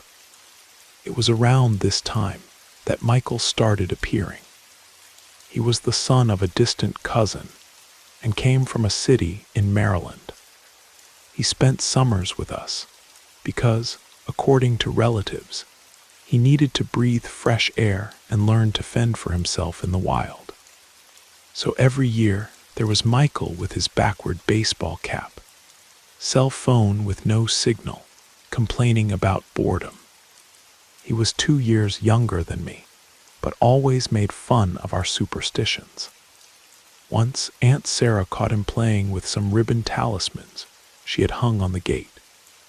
He laughed and said, "If this boogeyman really existed, it would have grabbed me already, right?" She just stared at him and asked him to put the ribbons back. Michael huffed but obeyed. I still remember Aunt Sarah's serious gaze, as she seemed momentarily lost in thought, as if something disturbing lurked nearby. That same year, when I turned 15, my aunt began speaking more frequently about a place she called the old family property. She explained that this distant property, several miles away, had been virtually abandoned since my grandfather's death. According to her, there were unresolved matters that kept returning to trouble her in the form of recurring nightmares. I didn't understand what could be so important that it haunted her nights, but I noticed she avoided giving details, remaining silent with her hands clutching an old, worn rosary. My father, when alive, used to say we had deep roots in that piece of land. But after the fire, everything was lost. Years later, I decided to bring it up with Aunt Sarah. "Why don't we just sell those lands once and for all?" She stared at me with a look of dismay.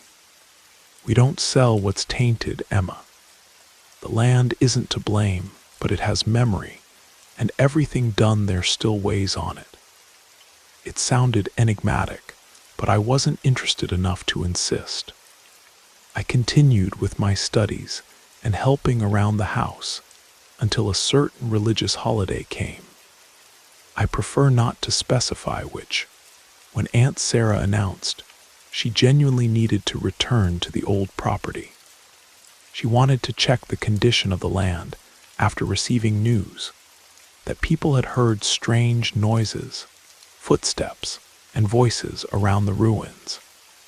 She mentioned it would just be a quick visit, but invited me along, claiming that as an heir, I needed to see it with my own eyes. I didn't want to go. I knew it was far, with barely a road leading there. But Michael, who had just arrived to spend a few days, thought exploring the haunted lands would be entertaining.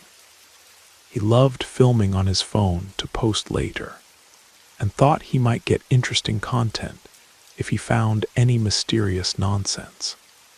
That irritated me, but at the same time it piqued my curiosity, so I ended up agreeing.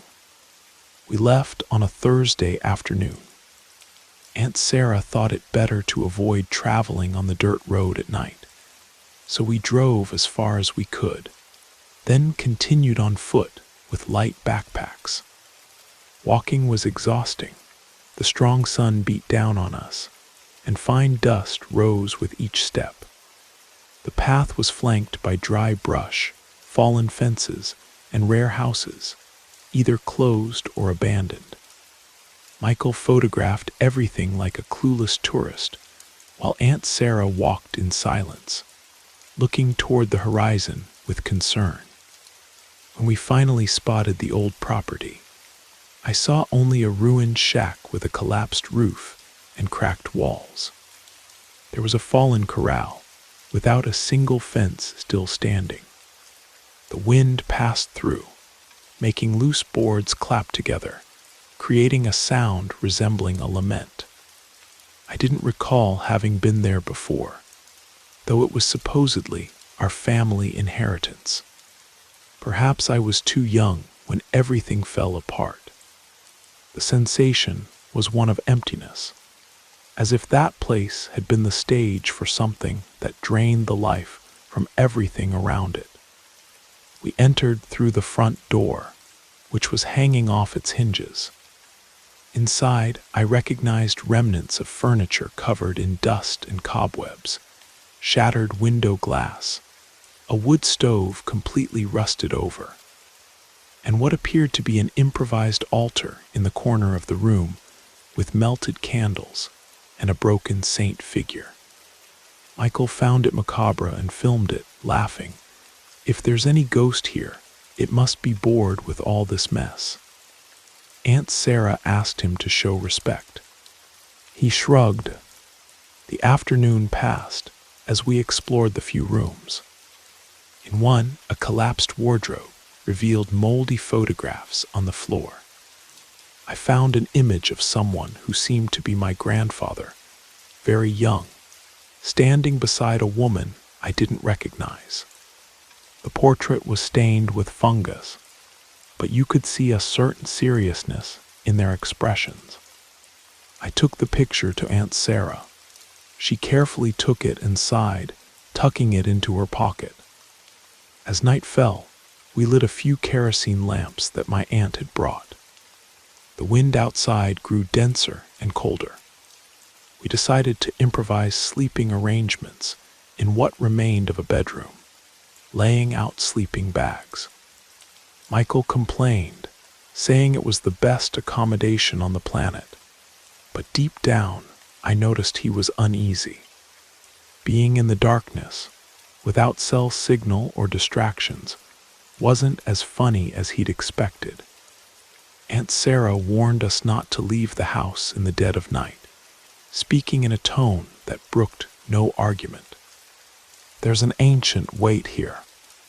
Don't walk through the woods when the moon is high. Michael made a face of disbelief. And if I need to use the bathroom? She just repeated severely, hold it until dawn. We ate sandwiches we'd brought in our backpacks and drank water from bottles. The wind whistled through the cracks, and sometimes I had the impression of hearing footsteps outside, but perhaps it was just the wood creaking. To me, all of this could be explained without resorting to ghost stories. Nevertheless, I remained alert. Aunt Sarah prayed quietly, with a rosary between her fingers. Michael tried to distract himself with a game on his phone, but without signal, battery, or much light, he soon gave up. We went to bed before 10 o'clock. I had trouble falling asleep. It seemed the silence amplified every noise.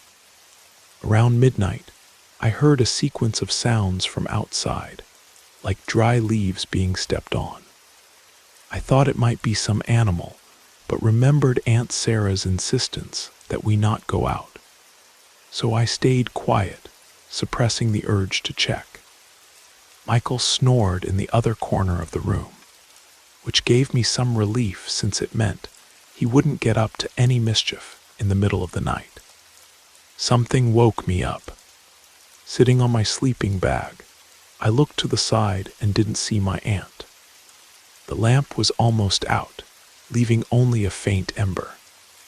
I felt a pang of fear. I got up slowly, stepping carefully to avoid tripping over objects on the floor.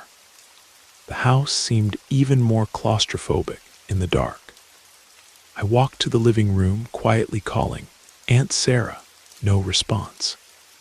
The wind outside intensified, and the door creaked. I had the distinct impression of seeing a shadow cross the gap. I jumped, but took a deep breath and continued. Near what had once been the altar, I found my aunt kneeling, whispering something I couldn't understand. She was looking at the wall where a faded image of a saint with a scratched face remained. "Aunt," I repeated. She turned slowly, as if returning from another world.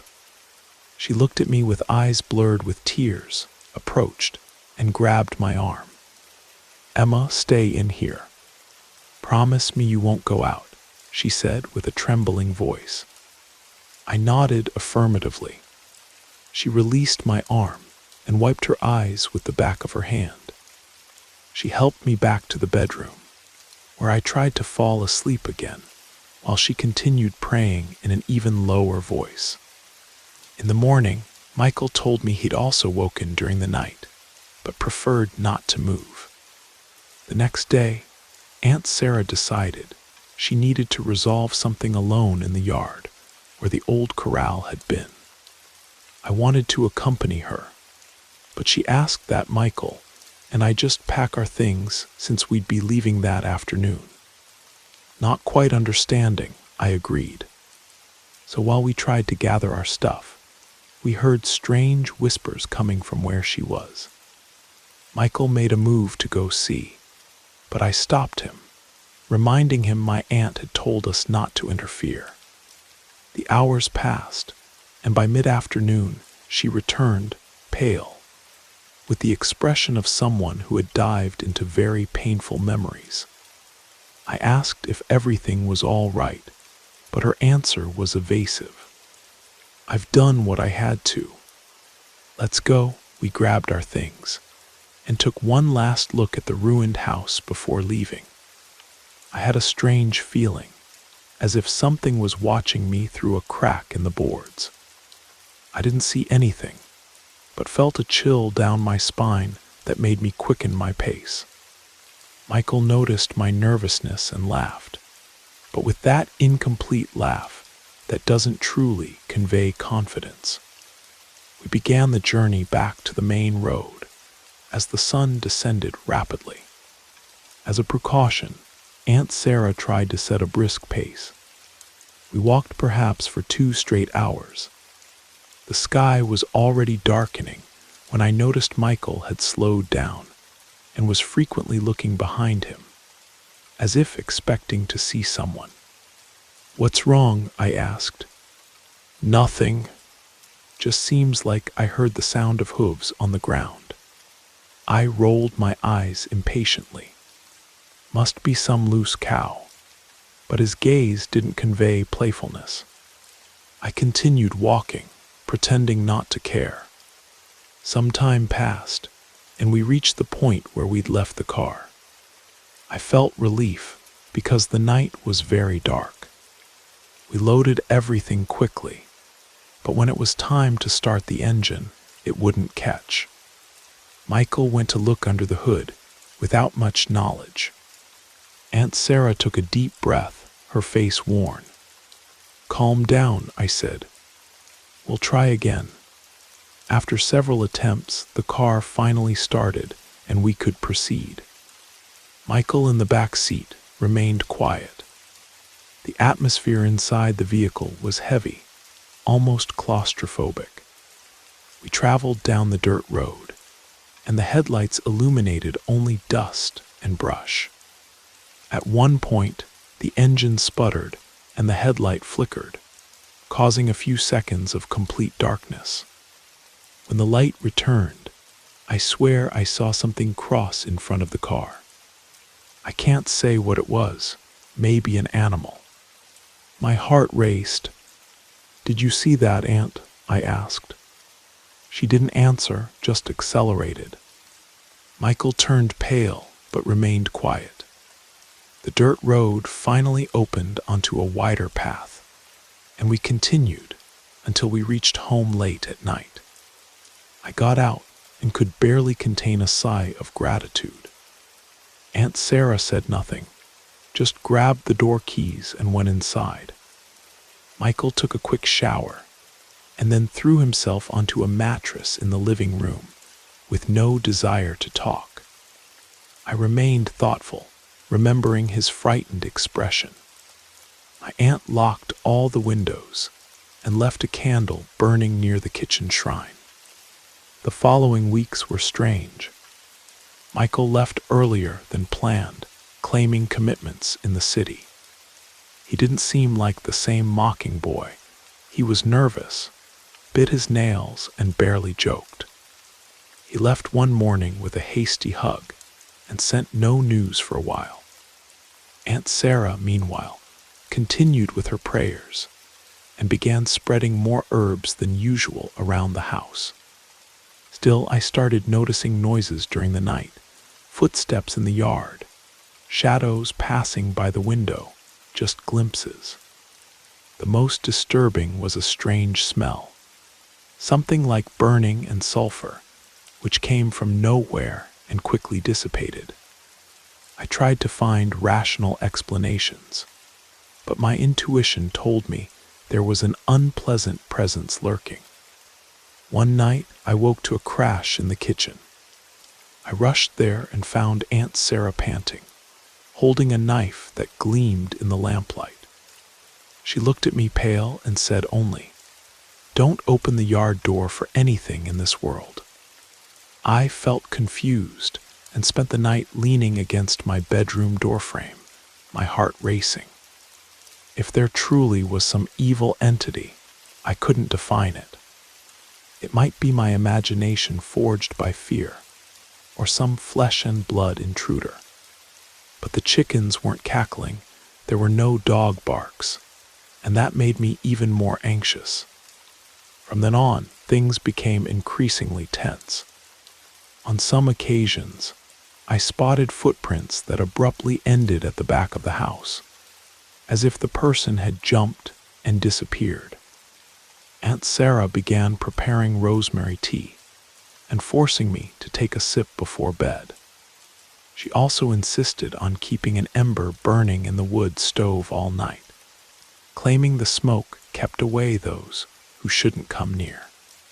Sometimes I felt the strong smell suffocating me. About 2 months after returning from those lands, Michael decided to show up again. He arrived unexpectedly, without warning. When I saw him at the threshold, I noticed he was thinner, with deep dark circles under his eyes. He hugged me and spoke in an almost inaudible voice. "I need to talk." We sat on the porch under the afternoon heat. He told me he'd been having constant nightmares, dreaming he was walking a trail in the dark, hearing the trotting of horses that couldn't be seen. He said sometimes he woke up sweating, smelling smoke mixed with something rotten, and that one night he had glimpsed the silhouette of a huge animal standing at his bedroom door. He had become obsessed with the memory of our trip to the old lands. Something had latched onto him when he mocked Aunt Sarah's amulets and warnings. He broke down in tears, admitting he was afraid of going insane. I told him to stay with us for a few days to see if he improved. Aunt Sarah, upon hearing his account, didn't seem surprised. She simply prepared a smudging and began blessing him with ancient prayers, mumbling something that sounded more like chants I didn't understand. Michael submitted to everything silently, not even cracking a smile. On his first night back, we woke to noises in the living room. I ran, expecting to find him in some kind of nightmare. But when I arrived, I encountered Michael standing shirtless, staring at the door leading to the yard. He was trembling. I grabbed the lamp and illuminated his face. His eyes were wide open, dripping with sweat. "Is everything okay?" I asked shakily. He answered softly, "Something's calling me outside." I brought the lamp closer to the glass door.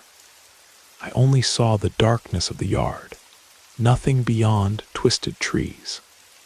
I opened my mouth to say it was just his imagination, but I stopped myself upon feeling that same smell of burning and sulfur. Michael made a move to pull the door latch, but I held his hand. Then Aunt Sarah appeared, positioning herself between us and the door. She threw a handful of coarse salt outside and murmured, "If something's prowling around you, it won't enter today."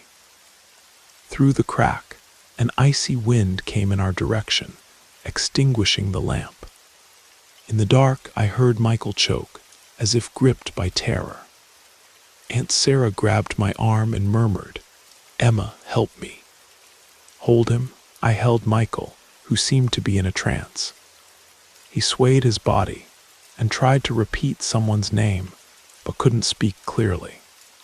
I felt him tremble as if in fever. Only when we dragged him back to the sofa, reciting prayers, did he stop struggling. He sat with his head down, and the night continued in uncomfortable silence. From then on, all three of us slept little. During the day, Aunt Sarah asked me to gather more herbs, visit a woman in the village who sold blessings and protective sachets. Michael stayed in the hammock with a distant gaze, barely speaking. In the afternoon, he confided that whatever that figure or specter was, it invaded his dreams and left a feeling of suffocation when he woke. He said he felt guilty for mocking our beliefs and was now paying the price for his disbelief. I had no answers. I only felt the tension growing in the house. It was that same week when Aunt Sarah, exhausted, pulled me aside and told me what had been weighing on her so heavily. She said our grandfather, still young, had become involved in practices that crossed traditional faith. He made promises in exchange for benefits in the harvest, sacrificed animals in obscure rituals, and created a link with something she called the shadow. Aunt Sarah had been there. She watched her father go mad and tried her whole life to stay away from this legacy. However, after the fire that killed my parents, she began to feel that the shadow had returned to stalk the family. The abandoned place, by all indications, was like a point of attraction. She wanted to return to end it. She didn't reveal exactly what she did there, but made it clear it wasn't enough. Something continued to escape, and Michael, by ridiculing it, had become a kind of target.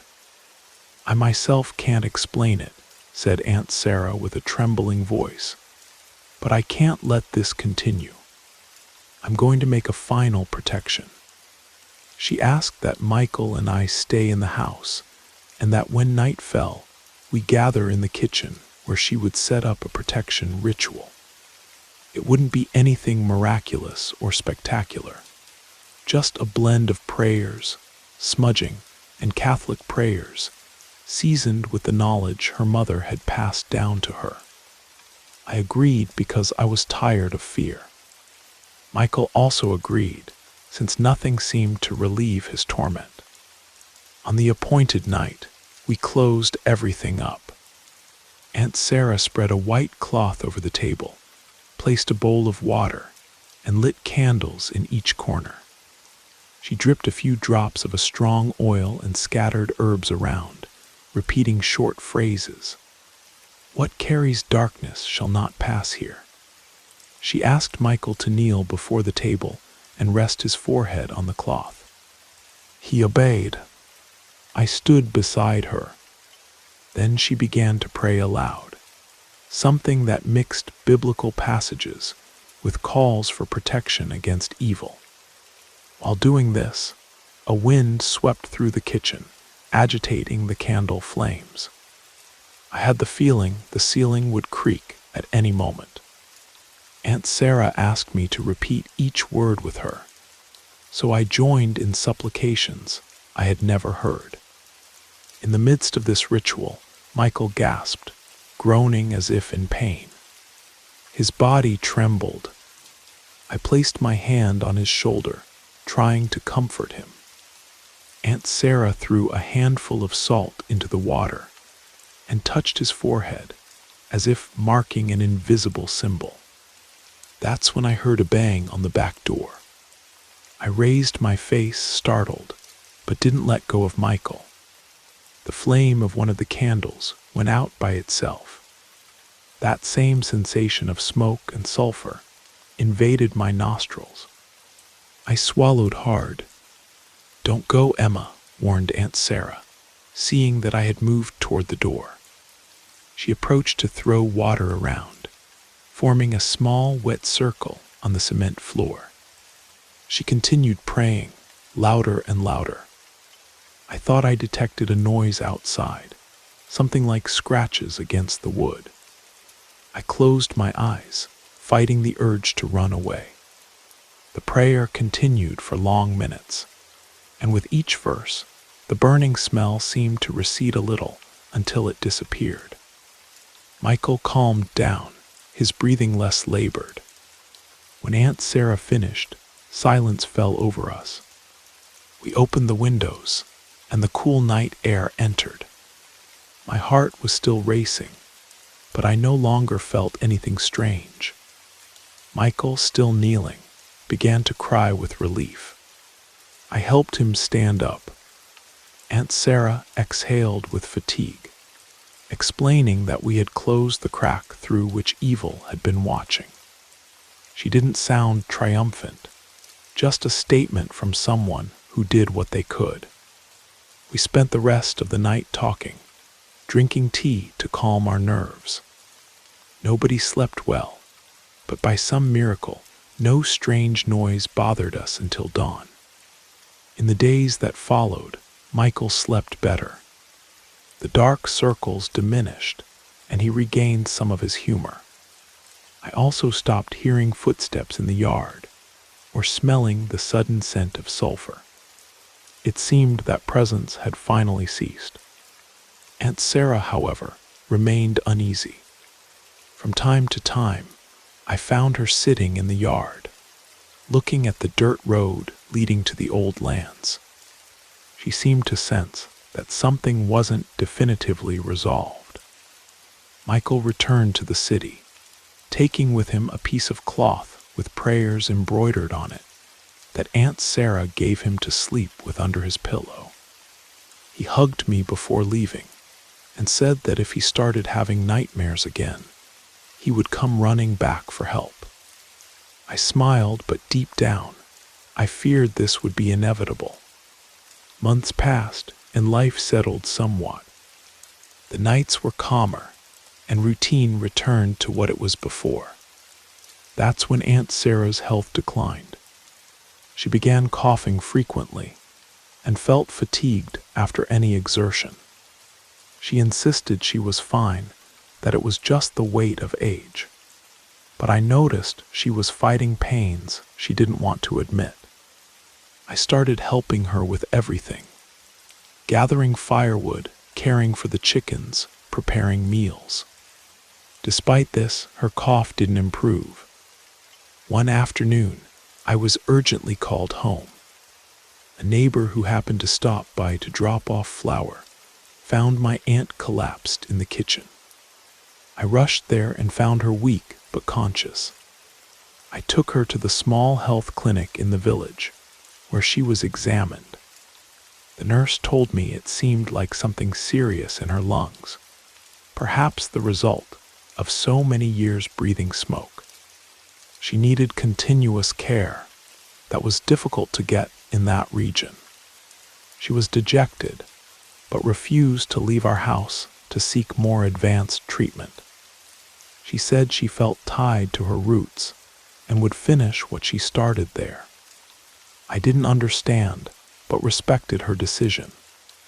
I did what I could, bringing home remedies and ensuring a minimum of comfort.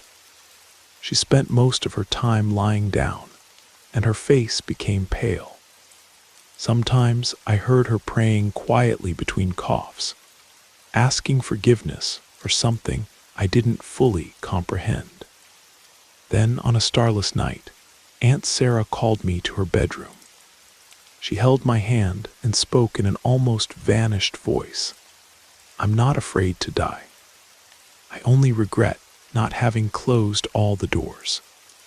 If one day you feel that smell again or that cold, promise you'll pray and never mock it, never confront it with contempt." I felt tears streaming down and responded that yes, I would do everything to honor what she taught me. She gave me a farewell look and murmured, "You're strong, Emma, stronger than you imagine." In the early hours, her breathing became weak and ceased. I stayed embracing her body, unable to believe it. I spent the rest of the night crying, remembering every sacrifice she had made for me. The funeral was simple, with few people. Many were wary of my aunt's peculiarities. I approached the local pastor, who gave a brief blessing. I buried her in the village cemetery in a modest grave. After everything, I found myself alone in the house, not knowing what to do. I had just turned 17 and felt orphaned for the second time. In the months that followed, I clung to her memory. I continued sleeping in the same bed where I grew up, praying with the rosary that had been my aunt's. I received occasional visits, but generally people left me in peace. Yet now and then, I was haunted by a shiver when walking through the house, especially in corners where Aunt Sarah used to light her candles. I tried not to give in to fear, remembering what she said, that contempt and mockery open doors. I maintained a sincere faith, but without exaggeration. I said small prayers before sleeping, left a sprig of rosemary in the kitchen to ward off bad things, and didn't break the rituals she respected. Gradually, I gathered my belongings to leave that home. A school friend arranged a job for me in a clothing store in the center of a not-too-distant town. I wanted to resume my studies and perhaps build a more stable life. When I finally decided to leave, I felt a tightness in my chest. I walked through each room, reviewing objects impregnated with memories. Upon leaving, I locked everything as best I could, and left the key with a trusted neighbor in case they needed to enter for some reason. Before crossing the gate, I looked at the yard where Aunt Sarah had taught me to plant and respect the plants. I murmured a farewell, praying that she was at peace. Then I headed toward the road with a suitcase in hand and an unknown world awaiting me. I felt apprehensive, but also free, as if I had experienced too much for my young age. I had no idea where Michael might be. Perhaps one day he would appear again, seeking answers or comfort. Every so often, even today, I dream of the ruins of those old lands. I wake up feeling my heart racing, but the haunting, if it was there, doesn't intimidate me the same way anymore.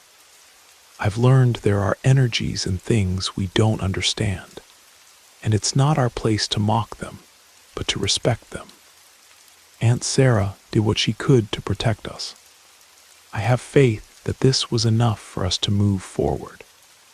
I've never smelled sulfur again. Perhaps our cursed inheritance has finally quieted down.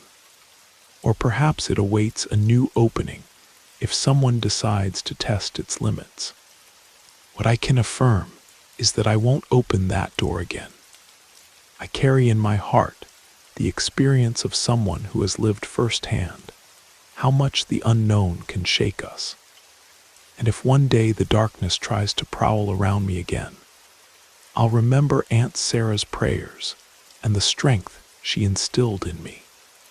That's how I continue, without arrogance, but with enough courage not to bend to fear.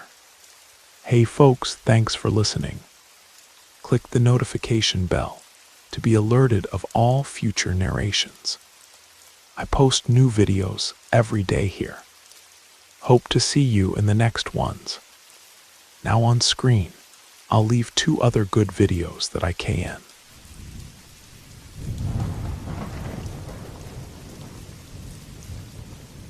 Sometimes life's losses push us in directions we never imagined, as if each grief opens hidden doors within us.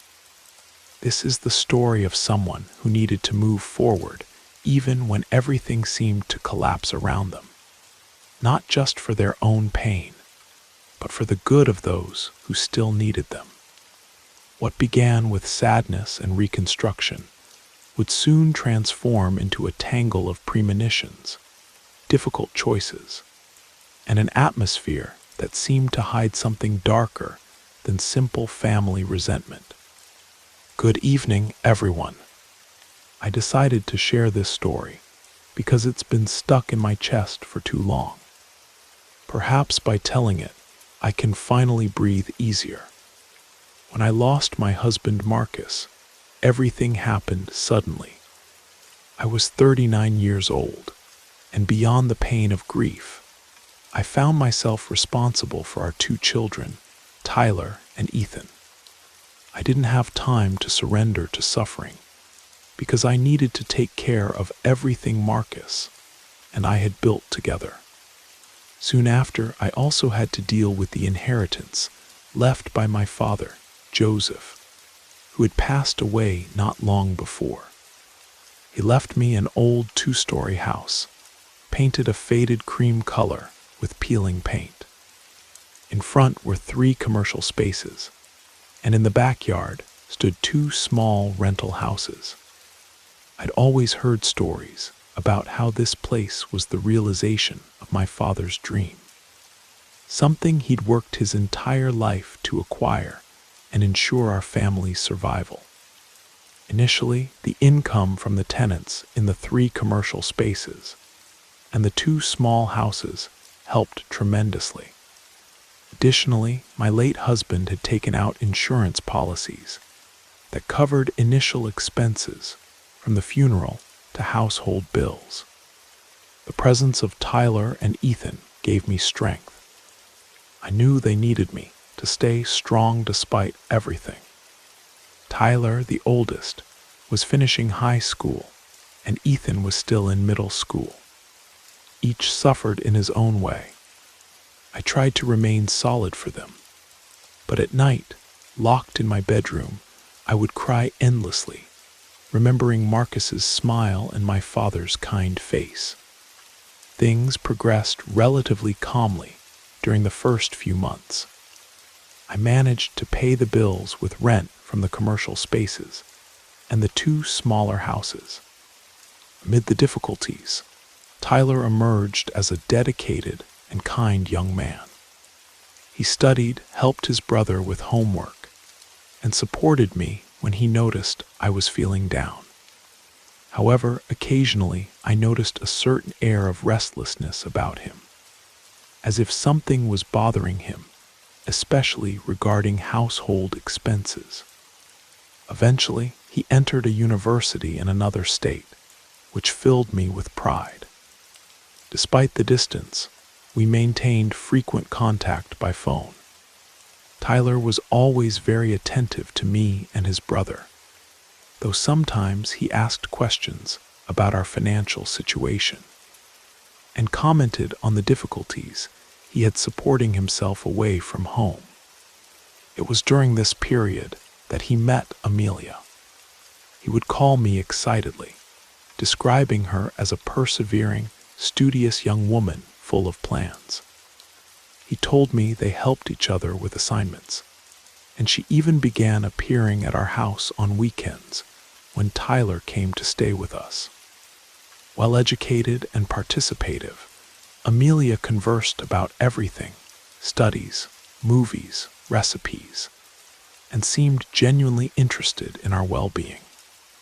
Although I occasionally noticed an evaluative look from her toward the rooms and the bills I paid. On Sundays, I prepared lunch, and she would ask if she needed to wash dishes or peel vegetables. Having recently emerged from a painful widowhood, I was happy to see my son happy alongside someone who, by all indications, helped him progress. After almost 2 years of this routine, Tyler and Amelia graduated, she in business administration and he in accounting, and decided to look for jobs to become independent. When my son returned home permanently, I was glad to have him closer. He remained affectionate and animated, and Amelia was always smiling, until during a conversation in the living room, they asked me for something that shook me. They wanted one of the backyard houses to live in together. The problem was that both were occupied by long-term families, tenants who had lived there since my father was still alive. They were people of great trust who paid on time, took good care of the property, and had emotional ties to me. I remember trying to explain with a calm voice, I can't simply evict people who have always been loyal to Grandpa Joseph and me. As soon as one of the houses becomes vacant, you'll be the first to know. Tyler reacted impatiently. Mom, I don't understand why you won't help us. After all, this property belongs to the family. His gaze didn't match the sweet young man from before. Even so, I remained firm. I would never evict someone without cause. He ended the conversation with a cold sigh and stood up, while Amelia looked at me with an expressionless face that made me uncomfortable. I thought everything would resolve itself with time. From then on, Tyler began to become distant, spoke little to me, and many times when he returned from work, he locked himself in his room with Amelia, ignoring both Ethan's presence and mine. I noticed they discussed money and future plans in hushed voices. One night while we were in the kitchen, he accused me. You act like the inheritance is yours alone. Don't I have a right to Grandpa Joseph's part? Those harsh manners left me speechless for a few seconds. Then I retorted, Son, it's not that I deny your rights, but there's an entire context here. I need the rental income for our survival. And if I simply remove the current tenants, I'd be being unfair. Amelia entered the conversation. I just think if you weren't so attached, you could better accommodate your own son. The discussion turned sour. They left late that night, saying they would stay somewhere else for a few days. Ethan hugged me and tried to comfort me, but I noticed he himself was frightened. The change in Tyler seemed too radical, almost as if another person had taken control of him. Weeks later, one of the families living in the backyard houses notified me they were moving because the head of the family had received a job offer in another state. So the house would be vacant. I saw this as a chance to improve my relationship with Tyler and offered him and Amelia the possibility of moving in. They promptly accepted, but the peace didn't last long. Before transferring their things, Tyler called me to talk in the yard. Since I'll be living in the house that's part of the inheritance, I want to receive the money you charge for rent on the other properties. It's what I'm entitled to, Mom. That money helps with maintenance expenses, with everything I pay to support you and your brother. I can't afford to transfer that amount every month. I'm still helping Ethan finish school. And he interrupted me harshly. You always make excuses. It's almost like you don't want me to prosper. It was Amelia who had the final word. The truth is that you make light of Tyler's dreams. You only think about yourself, don't you? That was like a knife to the chest. Suddenly, my son and his girlfriend treated me as if I were an enemy. They moved into the backyard house, but barely spoke to me. I tried to get close, left prepared food, offered help, but they responded coldly. As if that weren't enough, frightening problems began to occur in the commercial spaces and other properties. Plumbing breaking for no reason, constant power outages, unexplained gas leaks. Many customers stopped going to the businesses, resulting in establishments closing. The tenant families reported discomfort, speaking of a heavy environment and growing discouragement. One by one, they all terminated their contracts. Within a few months, I had all the commercial spaces vacant except for a single rented house. Income plummeted, and I had to find work selling savory snacks and sweets on the street. I spent mornings preparing pastries, pies, and cakes to try to sell in the afternoon. People, however, avoided approaching, as if they felt some kind of bad energy around the house. My health began to deteriorate. I felt pains, terrible fatigue, and frequent dizziness. I ended up spending what little I had on medical consultations, but they couldn't find anything concrete. Eventually, I stopped seeing doctors because I couldn't afford more tests. Ethan, noticing my debility, also wanted to help with informal work, but I felt guilty for not offering him the tranquility necessary for his studies. When I asked Tyler for help, he said he wasn't in a position to give me any kind of financial support. I was desperate, sick, and in debt. One night I woke up with cold sweat, smelling something acrid, as if something were rotting inside the room. When I got up, I thought I saw a shadow in the hallway, but my blurred vision prevented me from identifying what it was. It seemed to be Amelia's silhouette, but I couldn't confirm. I returned to bed and slept deeply, almost passed out. The scenario repeated itself several times, and I entered a spiral of torpor and fever, until Ethan, terrified by my condition, decided to contact my cousin Monica. She had always had a reputation for being different in the family, claiming to have premonitory dreams and a very strong intuition. I didn't maintain much contact with her, but seeing my state, Monica became alarmed. "You don't look well, Vanessa. You seem drained. This isn't just physical, there's something more." I told her about the burst pipes, the exodus of tenants, and the strange attitude of my eldest son. She looked at me as if confirming a suspicion, and then suggested, "I know a faith healer named Mrs. Eliza. She does prayers and spiritual cleansings." It might seem silly, but perhaps it's worth a try. At that point, I was desperate and would grab any possibility of healing, spiritual or not. At Monica's insistence, I packed a small suitcase and went to her house in a more distant neighborhood. My intention was to spend a few days away from the heavy atmosphere of my residence and see if I improved. Ethan preferred to stay to continue studying and take care of some things there. Monica fed me simple soup, and I began to feel a little more energetic. Then she scheduled a visit with Mrs. Eliza.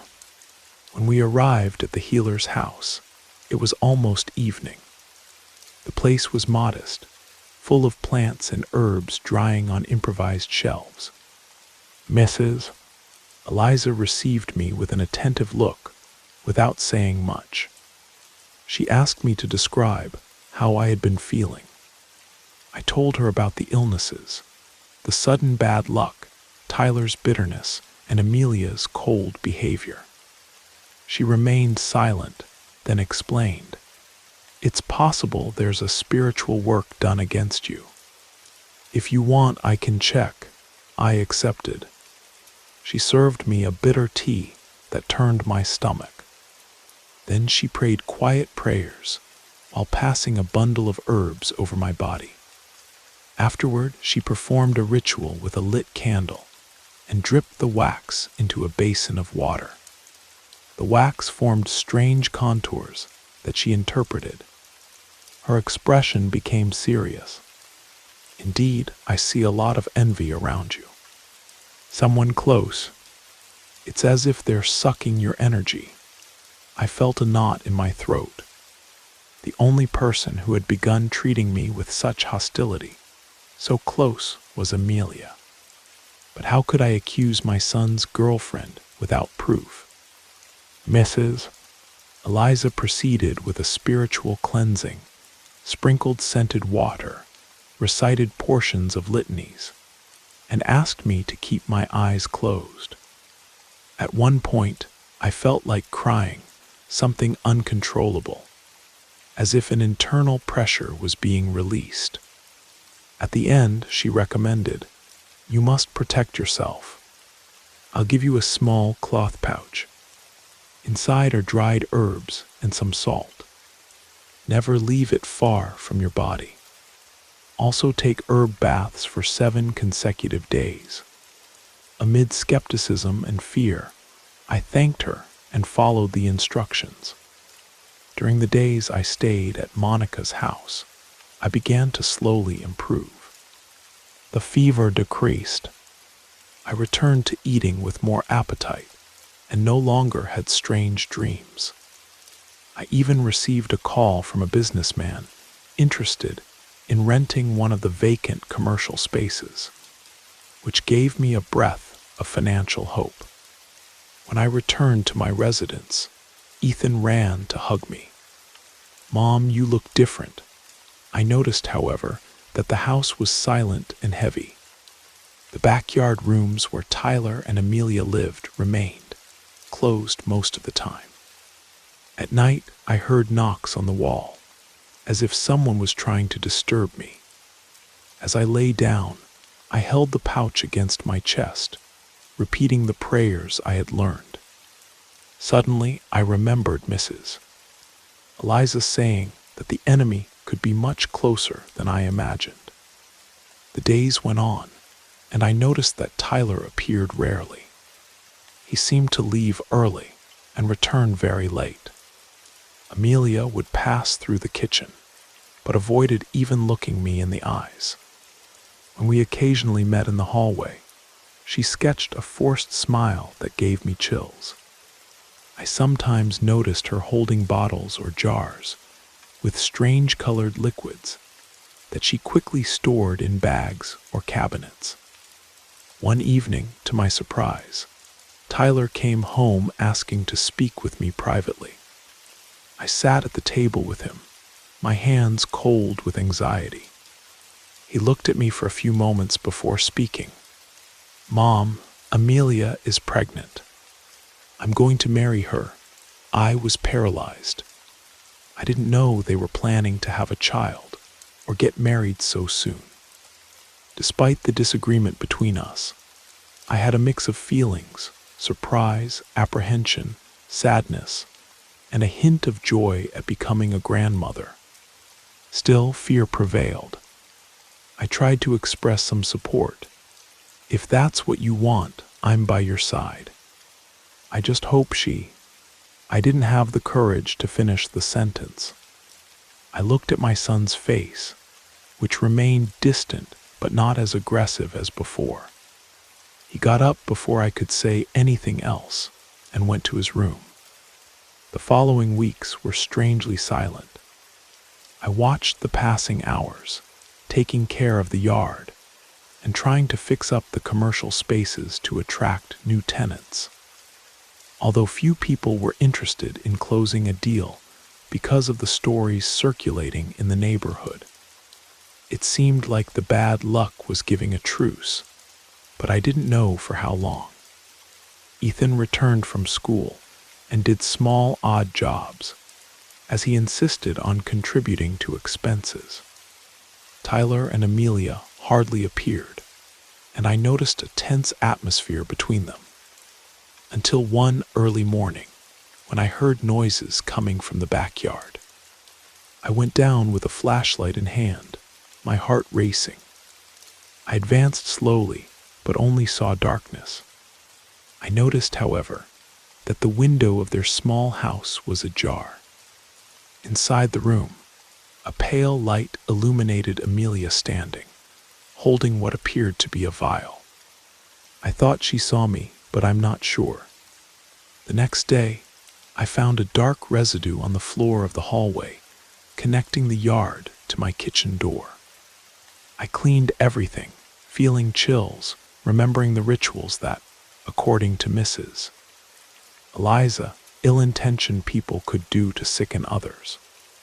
My fear increased when one morning Tyler knocked on my door, breathless and desperate. Amelia is feeling strong pains and had bleeding. Mom, we need to take her to the hospital. I accompanied him immediately. Arriving there, the doctors informed us that she had lost the baby. I saw my son break down in tears, and I confess that I also cried out of compassion. A part of me, however, feared there was something more sinister behind it. I knew Amelia dabbled in strange things. At least I suspected as much. I had the impression she gave me a look of hatred from the hospital bed, but she was too weak to confront me. That same day, the doctors warned that Amelia's condition was inexplicably worsening, despite intensive care. A few hours later, she had serious complications and didn't survive. Her death was a tremendous blow to Tyler, who collapsed in sobs, clutching her cold hand. I could barely speak, feeling simultaneously pity, guilt, and an obscure relief. I can't explain if this relief came from the liberation, from an evil weighing on my family, or from something more terrible that I didn't want to admit. From that day on, everything emotionally crumbled. Tyler began to blame me, albeit indirectly. If you had helped us from the beginning, if you had been more understanding, none of this would have happened. I remained silent. There was no way to explain what I felt or to tell about the faith healer, and my suspicions that Amelia truly wished me harm.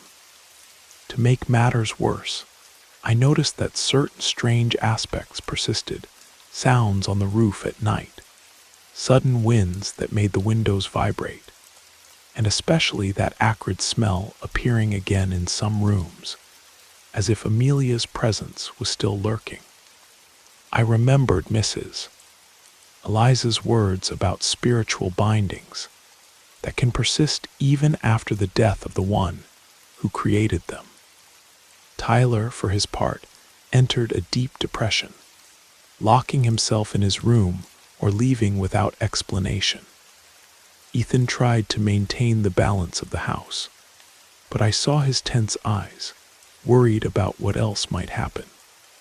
We even heard rumors in the neighborhood that a young woman who lived there practiced witchcraft, and that now her spirit might wander unsatisfied. Although I didn't pay attention to gossip, there was indeed a weight that I couldn't explain. One night, upon lying down, I had a disturbing dream. I saw Amelia standing in the doorway of my room, staring fixedly at me with an expression of fury. I woke up sweating, the pouch tight between my fingers. I felt like I was getting sick again. I had fever, body aches, and a sadness that wouldn't leave me. Monica called me saying she had bad premonitions. "Vanessa, it could be that her spirit is trying to harm you. Go back to talk to Mrs. Eliza." I didn't hesitate. I called the healer, who received me in the late afternoon. I explained the new occurrences and Amelia's death. She sighed seriously. When a person who practiced witchcraft dies without undoing what they started, their spirit can remain nearby, still wanting revenge. We'll need something stronger. That same night, Monica and I followed Mrs. Eliza's instructions. We took candles, an image of a protective saint, and a handful of dried herbs to the cemetery where Amelia had been buried. We entered through a side gate, almost unseen. As we lit candles around the tomb, a cold breeze ran through the environment, although it was a period of heat. The healer asked me to pray, asking for the liberation of Amelia's soul, so that she would no longer torment me or remain trapped in this world. At a certain point, I felt a tightness in my chest and began to twist uncontrollably. Monica held me. The healer continued, intoning her prayers. Shortly after, she poured a dark liquid around the tombstone, formed a circle, and murmured words that sounded like ancient litanies. "Done," she said at the end. "Leave without looking back." I obeyed. We left in silence. We threw away the candles and all the remains of the ritual in a trash, far from the cemetery. I returned home still trembling, but surprisingly, the next morning, I woke up feeling better. The bad smell was gone, and I no longer had fever or nightmares. A few days later, Tyler told me he would move to stay at a friend's house, as he needed time away from everything to overcome the loss of Amelia. I didn't stop him. I gave him a hug, even though he barely responded to the gesture. I saw in the depths of his eyes a mixture of pain and guilt, but I also carried my own internal conflicts. He left taking few things and left his room locked. Then life began to rebalance, albeit gradually. I got back in touch with the businessman who had called me and managed to rent one of the commercial spaces. In the following weeks, although gossip still circulated, I found a tenant for the second commercial space. After much conversation and assurances that the heavy energy had gone away, the small house that was vacant was occupied by another family with a nice disposition, who took care to paint it and make it more cheerful. It didn't happen overnight. There were days when discouragement hit, fearing that all that hell would return. But gradually, the scenario became more favorable. Ethan, relieved, focused on his studies. I began to have the energy to cook, clean the house, chat with neighbors. I started praying more frequently, holding the pouch as I lay down. Even so, on rainy nights, I still feel chills and don't forget Amelia. Sometimes I catch myself turning over memories, trying to understand at what point Tyler allowed himself to be carried away by resentment and that dark influence. I'm aware that I'll never know all the details of what she did, but I feel it was something very perverse. On the other hand, I question myself about to what extent I myself contributed to all this. Perhaps deep down, guilt accompanies me for not having yielded to my son's wishes from the beginning. At the same time, reason reminds me that I couldn't harm innocent tenants. Tyler still lives away from home today. We don't speak frequently, but now and then he calls me. He seems more serene. He says he's working in an office and trying to rebuild his life. He doesn't address the subject of Amelia. I think it remains an open wound for him. I respect his silence and always tell him I'm here if he needs anything. My greatest comfort is watching Ethan studying at the living room table or laughing on the phone with a friend. He's returning to having the youth that was stolen from him by those family storms. I myself have resumed my rhythm, selling homemade treats on Saturdays and managing the rental of the stores. The house is renewed, and for the first time in a long time, I feel that a light air circulates through the corridors. On certain days, I still remember Amelia's look in the hospital, but I prefer to focus on the small advances of the present. I don't know if that shadow is gone forever, or if on some level she roams our world, waiting for a moment of weakness to return. Even so, I've learned to strengthen my spirit. I continue using Mrs. Eliza's pouch and doing smudging with dried leaves that Monica brought me. If something returns to torment me, I'll be ready to fight again, because I know my own worth better now. I continue firmly, not forgetting the scars, but willing to live in peace and protect my family from any darkness that dares to reclaim space in our lives. Before we move on to the next story, if you're new here, don't forget to subscribe to the channel and activate the bell to receive future stories. Your presence is important, and your support is essential. Well, let's continue.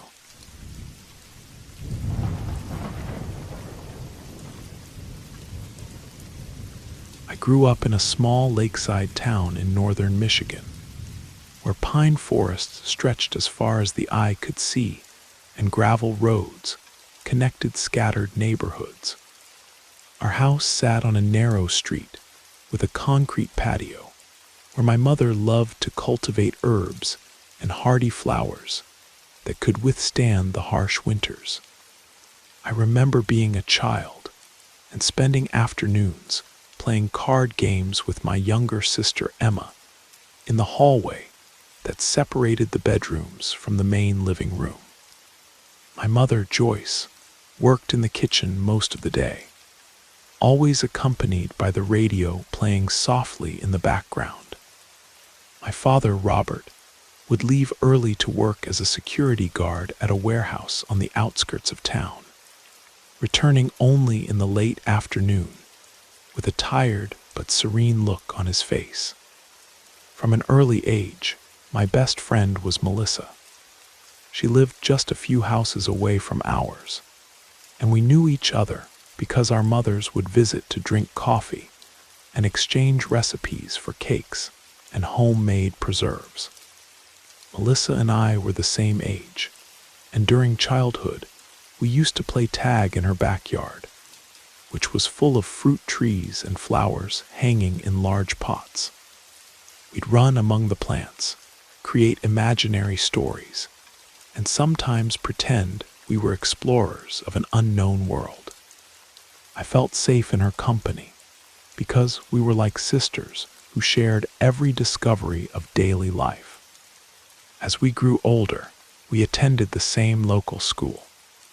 It was a simple building with classrooms ventilated by barred windows and worn-out desks. Nevertheless, Melissa and I enjoyed learning new things. We did group projects together, and were often seen in the hallways talking and laughing. I considered her not just a friend, but someone who would always be by my side during good and bad times. However, when we reached high school, small differences began to emerge. While I continued to attend classes with enthusiasm, Melissa sometimes seemed disheartened.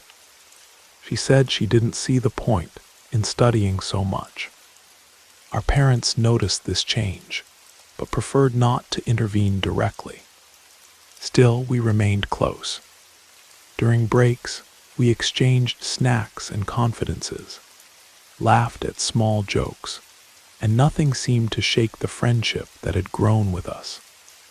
Upon completing sophomore year, each of us had to choose a different path for the rest of high school.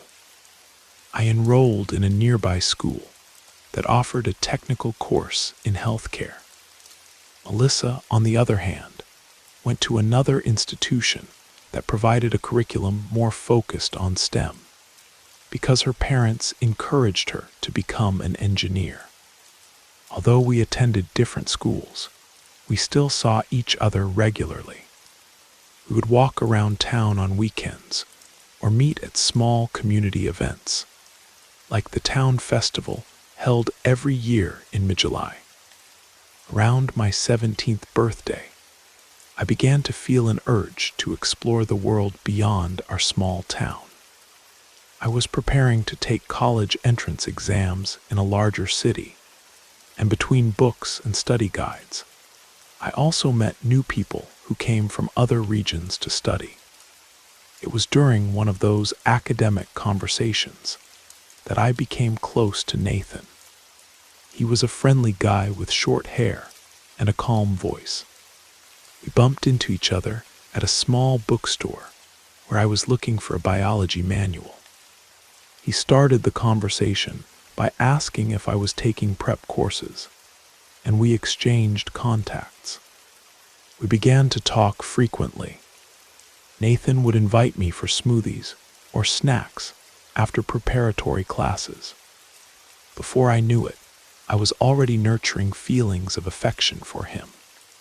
Amid laughter and walks, we started dating. I remember the first time I mentioned Melissa to him. I said I had a childhood friend who was almost like a sister, and that I'd like them to meet.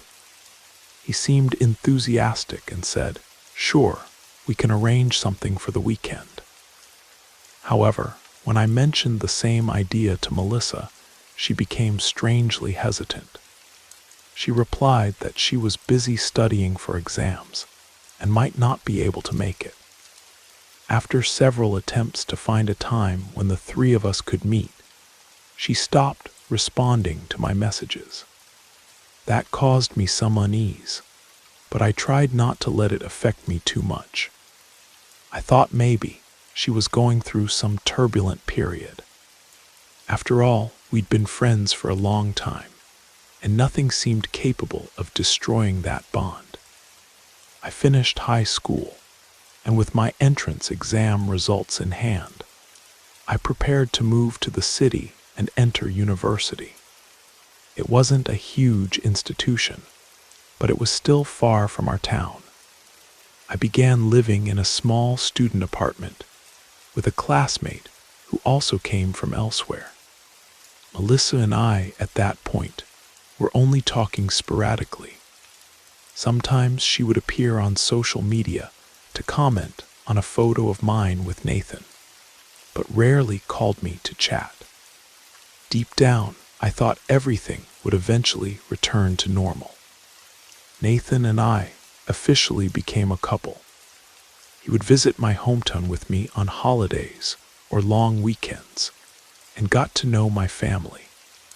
My father asked questions about his future, where he planned to work, and if he intended to continue studying. My mother observed in silence, but ultimately approved of the relationship, only saying that I should take care of my heart. On a particular weekend, Melissa suddenly appeared at my parents' doorstep.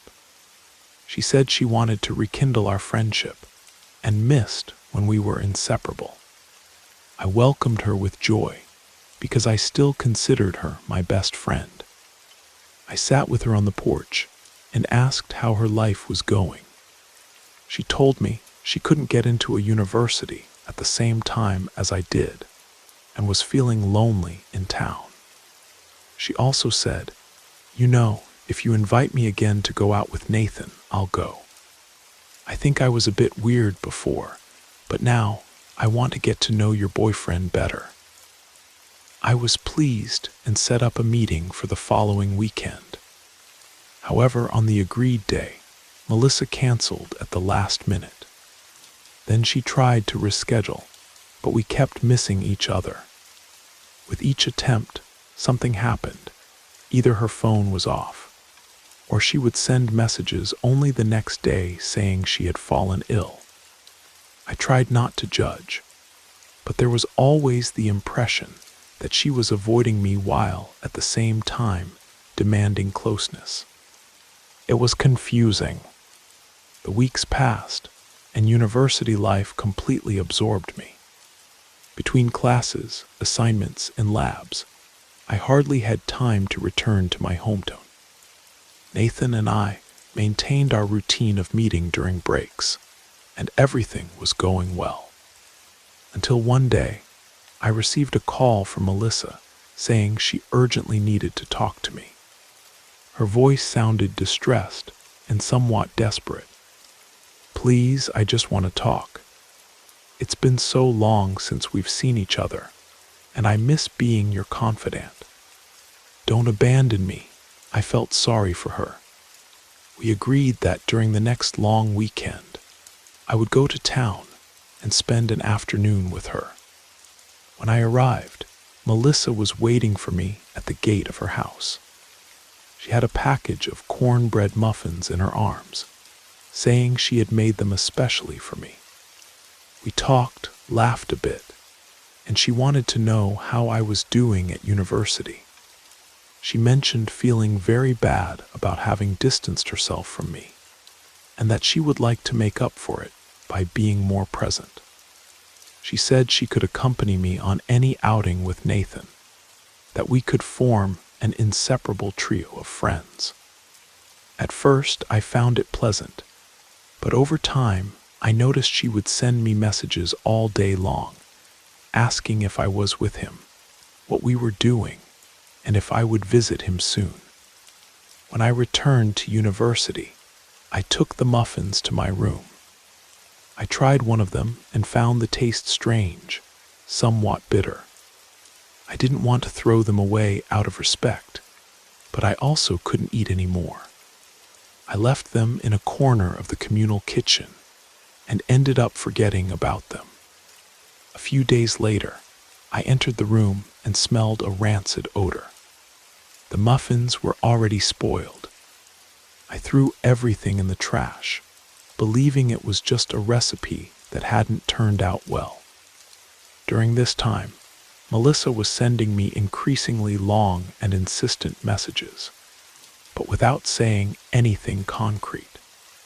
She would ask if I was okay, how my health was, if I was eating properly. I found it curious, but replied that everything was normal. The heavy university routine prevented me from paying much attention, and I didn't realize that this was a turning point in our relationship. At the end of that year, there was a small community festival in town, something similar to a harvest celebration where families gathered to eat, drink, and pray. I went with my parents and my sister Emma. Nathan was busy, so he couldn't accompany me. Upon arriving, I immediately saw Melissa helping to organize the tables. She ran up to me, handed me a plate of pumpkin preserves, and wanted to chat. "Try it, I made it with my mother's recipe. It's quite tasty." I tasted it out of politeness. I must have made an involuntary grimace, because I felt a slight metallic flavor. Melissa asked if I had liked it. I didn't have the courage to tell the truth and just smiled, trying to disguise it. The wind that blew at that moment brought a chill. It might have been a coincidence, but I had a strange premonition. Before leaving, Melissa insisted that I take some jars of the preserves home. I thanked her but left everything there, saying I already had a lot of luggage to take back to university. The following weeks were turbulent. I began to feel too tired for any activity. My classmates noticed that my face looked haggard. In group projects, I couldn't concentrate. I started having mild fevers and intense headaches that would appear suddenly. Nathan, concerned, insisted on taking me to local doctors. I did blood tests, urine tests, routine exams, everything normal. There was no plausible explanation for my condition. As the days passed, the exhaustion became unbearable. I would wake up in the morning as if I hadn't slept. Many times, I missed classes because I couldn't get out of bed. At night, even though I was exhausted, I slept poorly and woke up startled with the impression of having seen shadows in my room. It seemed like someone was spying on me from the corners. I mentioned this to Nathan, who didn't know what to say. He tried to calm me down, held my hand, and repeated that everything would be all right. However, not even he could handle what was happening. My mother, upon learning of my condition, came to the city to pick me up. I tried to resist because I didn't want to interrupt the semester, but she insisted. She said that if doctors couldn't find anything, perhaps it would be better for me to stay at home until I recovered. I returned home wrapped in blankets and with a weakness that drained my energy. My father looked at me with concern and tried to find practical solutions, preparing teas, keeping the house quiet so I could rest, calling acquaintances to see if anyone had an effective home remedy. Amid this fog of fatigue, Melissa appeared at our door offering help. She brought cookies and a broth that she claimed to have made especially for me. My mother, without suspicion, received the offerings with gratitude. Already uncomfortable, I only took a few spoonfuls of the broth. The taste was strange, but my mother encouraged me to drink it to regain my strength. That same day, I became ill with vomiting and tremors. My mother was frightened and took me to the local hospital, where I received IV fluids. New tests, however, indicated nothing out of the ordinary. The doctors released me hours later, only asking that I stay hydrated and rest. That unexplained deterioration made my mother begin to suspect something more serious.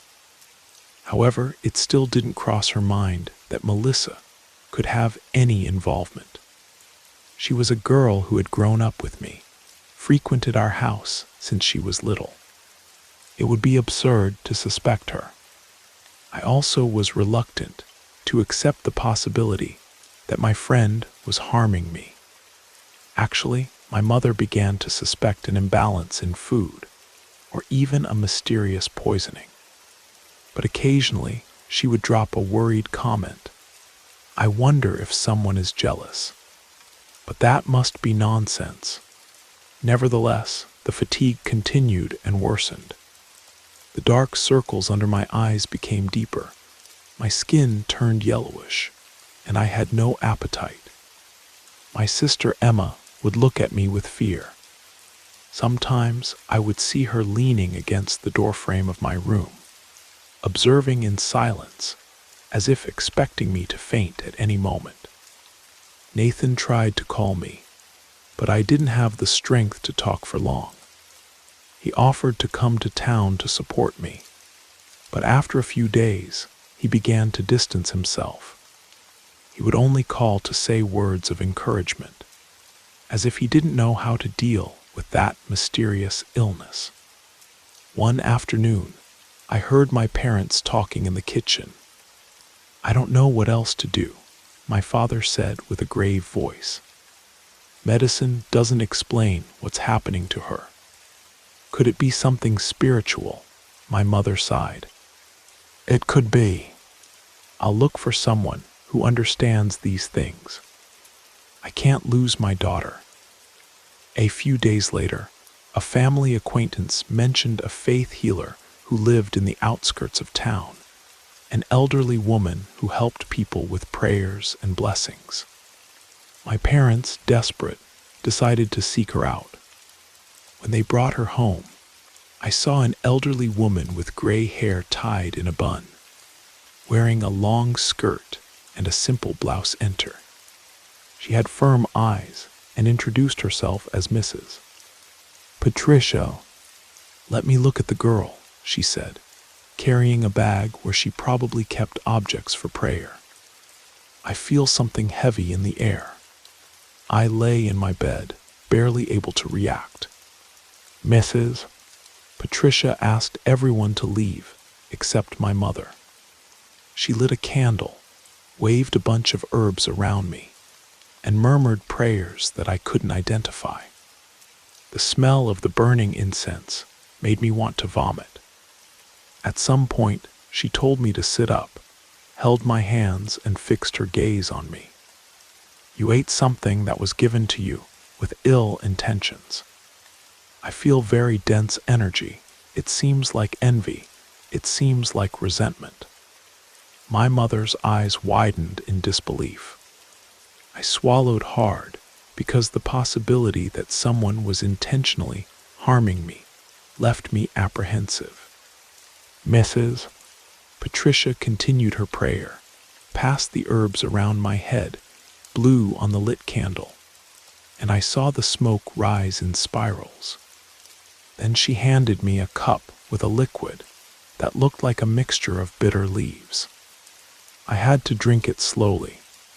The taste was horrible, but my mother insisted that I take it. Minutes later, I felt nauseous. My stomach was churning. Suddenly, I vomited right there in an improvised basin. The smell that rose was unbearable, and I noticed whitish pieces that looked like hard flakes. My mother was horrified. "This is not normal," declared Mrs. Patricia, examining the content. "Someone mixed fragments of something strange in your food or drink." I began to cry, confused and frightened. My mother tried to calm me down, but her look also showed terror. Mrs. Patricia stated that she would need to do other spiritual cleansing sessions because there was a lot of negativity impregnated in me. Without hesitation, my mother allowed it. So I began to receive constant visits from the faith healer. At each meeting, she would give me new herbal baths, bitter teas, and say prayers, asking me to repeat some of them. Over time, even without fully understanding, I began to feel a slight improvement, as if the weight in my body was diminishing. However, those sessions were not easy. In one of them, I vomited again, releasing a dark liquid mixed with fragments that no one could explain. The faith healer interpreted those as signs of witchcraft. She said they were remnants of evil expelled from my body. My mother, increasingly convinced, began to take all possible precautions. She prayed the rosary at dawn, passed coarse salt around the corners of the house, and forbade me from eating anything that came from outside. That's when something happened that I'll never forget. One afternoon, Melissa's mother, Mrs. Karen, appeared at my house in a state of shock. My mother received her in the living room, and I heard raised voices from both of them. For a few minutes, I lay in bed without understanding what was happening. Then the woman ran out, almost tripping on the front steps. My mother returned to my room, pale. She found a flask with something that looked like bone powder and other weird things in Melissa's room, she said, breathing with difficulty. Melissa admitted that she cast a spell against you. She said it was out of jealousy, that she couldn't stand to see you well while she was stagnant. She mixed these things in the muffins, in the preserves, even in that soup she brought the other day. My God, what has this girl done? I felt my heart racing. A mixture of sadness and anger flooded me. I couldn't imagine that Melissa, my best friend, would be capable of something so cruel. My mother began calling neighbors who had knowledge of prayers or spiritual remedies, and received recommendations of other healers and good witches who could complement Mrs. Patricia's work. My father got the car, and shortly before dark, we headed towards a small dirt road because he had heard of another man, Mr. Wilson, who knew a lot about the subject. Emma stayed at home crying, not knowing how to deal with all of this. As we drove to this place, my father commented tensely, "Did you know that a few years ago, Melissa became interested in some strange books about witchcraft? They say she started visiting a woman who lived in a shack in the oldest part of town, but we never gave it much importance. She was so close to us, it never crossed our minds that she would turn against you." We entered a simple house illuminated by oil lamps and candles. Mr. Wilson was a tall man with a calm appearance and asked us to sit around a small table. He wanted to see what I was vomiting and analyzed some stains left in the basin, making low prayers and fixing his gaze on me. He repeated gestures similar to Mrs. Patricia's, passing a fresh plant over my shoulders and asking me to hold a handkerchief soaked in water with coarse salt. Then he gave me another liquid with an even more bitter taste than the previous one. I felt nauseous again and vomited something so foul that my parents almost backed away. The man remained serious. This evil was done on purpose. She wanted you to weaken, perhaps even to die slowly without doctors discovering the real reason. This may not have all been expelled yet. We'll need several cleansings. My mother cried silently. My father, trembling, asked the man to do everything necessary. He paid for the services, and on the way back home, no one said anything in the car. We arrived at dawn. I was exhausted, but felt a slight improvement. It wasn't a complete cure, but at least my legs weren't shaking as much. In the days that followed, my house became a place of constant prayers and herbal baths. Mrs. Patricia and Mr. Wilson took turns in the rituals. In the morning, I would drink a dark and bitter tea. In the afternoon, I would rest. At night, I received a fumigation made with burning charcoal and plants that released a strong smell. My mother prayed while fanning me, reciting Our Fathers and Hail Marys, as if there were no tomorrow. Sometimes I had fevers, headaches, chills, but gradually my body was responding. During this process, Nathan appeared once but couldn't stand to see the whole scene. He looked at me with pity and said, "I can't handle this. I'm sorry, but I can't continue." He left. I was already so tired and emotionally fragile that I didn't have the strength to beg him to stay. My mother consoled me, saying that if he didn't have the stomach for that moment, perhaps he wasn't the right person. My father, upon learning about it, merely pressed his lips in silence. He didn't want to discuss it, but it was evident that deep down, he was saddened for me. The routine of cures and blessings extended for more than a month. I ate carefully, and when I felt my stomach turning, I would run to vomit in a basin that my mother kept near me.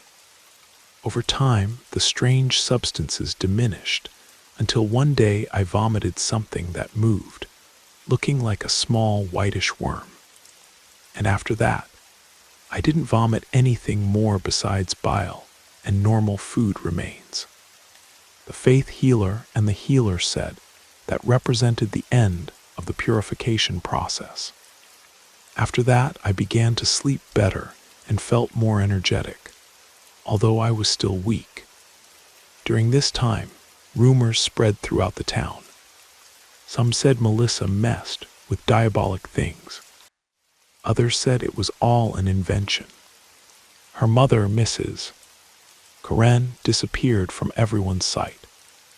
Some commented that she had taken Melissa far away, perhaps to a distant relative, perhaps to a religious center to ask for forgiveness. I didn't want to know anymore. All the anger and disappointment, I felt mixed with a desire to move forward. It was then that about 2 weeks after this confession of witchcraft, news arrived that Melissa had died. They said she was isolated in a room having disturbing visions, and that her mother, not knowing how to help her, called a relative from another city. It was too late. Some attributed the tragic end to a kind of evil that turned against her, or to a troubled mental state. The town reacted with a mixture of fear and pity. There were those who prayed for her soul, those who blamed the rituals she had been practicing. I just received the news in silence, not knowing what to think. I felt a mixture of pity and relief that it had come to an end. My mother just hugged me and asked me not to cry for someone who had tried to destroy me. I continued with the spiritual cleansing sessions until Mrs. Patricia and Mr. Wilson said I no longer needed those daily rituals, just to pray occasionally, keep a protection amulet, and not accept food from anyone who wasn't trusted. I began preparing herbal baths on my own whenever I felt some anguish, and my mother would relight the incense in the hallway of the house, keeping the environment light. Little by little, I regained the strength to study. Instead of immediately returning to the university city, I decided to wait until the next semester to make sure I was fully recovered. I read my books at home. I helped my mother in the kitchen, and occasionally accompanied my father to the town's grocery store. People looked at me with curiosity, but I avoided commenting on what had really happened. Some didn't even approach, fearing to hear the word witchcraft or spell. One day, while going out to buy bread, I met 2 former childhood classmates. They greeted me with a small, awkward smile and asked shallow questions about how I was doing. I responded superficially, and in a few minutes, the conversation ended. I got the impression they didn't want to get involved in controversies. I returned home a bit sad, but understanding that that subject was too heavy for most people. After about 5 months, I felt ready to resume the course at the university. My parents talked a lot with me before letting me leave. My mother insisted, "Don't accept anything to eat or drink from people you don't know well. Taking care of your health is important. Taking care of the energies that surround you is too. For God's sake, my daughter, learn from what you've experienced." My father gave me a strong hug, saying that if anything happened, I should call immediately. Emma made a drawing of a 4-leaf clover and gave it to me, saying it was for good luck. Then I packed my bags and left. As soon as I arrived at the apartment, I felt a mixture of longing and fear. The same bed was there, the closet with my books too. Classmates welcomed me well, but no one touched on the topic of my prolonged absence. I returned to classes slowly, still feeling some fatigue in the first days, but without the dizzy spells that had tormented me before. Nathan, however, was distant. I discovered he had met someone and no longer had an interest in reconciling. It hurt, but I resigned myself. I couldn't fully trust relationships anymore after everything that had happened with Melissa. I kept my attention on studies, made new friendships, but always with the care of not opening up too much. As time passed, I noticed that my body responded better to classroom routines, assignments, and readings. The nightmare of chronic weakness seemed increasingly distant. I still carried a certain fear when eating out. I preferred to prepare my own meals in the communal kitchen. Many just thought I had an eating issue, and I didn't make a point of clarifying. Months later, I completed the semester with reasonable grades. My parents were happy to know I hadn't had relapses. My mother reminded me in each call to pray before sleeping and to leave a glass of water beside the bed to draw out bad energies. Maybe it was all superstition, but I no longer doubted anything. I preferred to maintain my precautions rather than risk myself again. When I finally graduated, I had the joy of seeing my family at the ceremony. Emma was now taller, my father grayer, and my mother, proud, held back tears. I remembered when I almost couldn't finish university because I was confined to bed, wasting away. I thanked them for having rescued me and believed in my cure. We went to dinner at a family place and then returned to town. I slept in my old bed, recalling the sensation of security that had finally returned to reign there. The next morning, my father informed me that a job opening had arisen in the city in my field of study. I got the position after an interview. I moved to a modest but comfortable apartment. Little by little, I laid the foundations of an independent life. I still carry the marks of what happened, but I try not to transform it into a chain that ties me to the past. Every night before turning off the light, I remember Melissa, that same girl who ran with me through backyards and shared secrets during school time. I wonder at what moment she decided to do me so much harm. I reflect on how something so sweet became so bitter. However, I don't feel hatred, just a remnant of pain and a lesson I will never forget. Some people, no matter how close they are, can carry in their hearts a poison made of envy and resentment. From everything, the prayers, the herbal baths, the caution with those who offer prepared food, and a deep respect for the invisible forces that surround us remain. I don't go back to town as frequently as before, but when I do, I find my parents and sister living in harmony.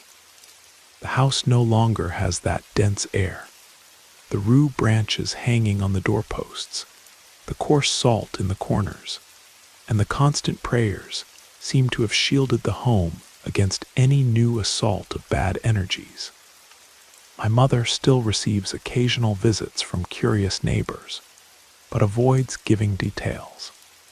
She only advises that everyone take care and not underestimate the power of human malice. And so I continued my trajectory. Between the memory of vomiting strange pieces and the certainty that I almost lost my life, I found the strength to start over. When someone asks me why I'm so cautious, I smile and say that I went through a difficult illness. I don't make a point of going into details about witchcraft or spells. It's a story that belongs to my past, and that taught me more than years of study would be capable of. If today I maintain a certain distance from those who get too close without clear reasons, it's because I learned in the most painful way that betrayal sometimes comes from where you least expect it. Hey everyone, thanks for listening. Click the notification bell to be alerted to all future narrations. I release new videos every day here. Hope to see you in the next ones. Now on the screen, I'll leave 2 other good videos that I know you'll like. See you there.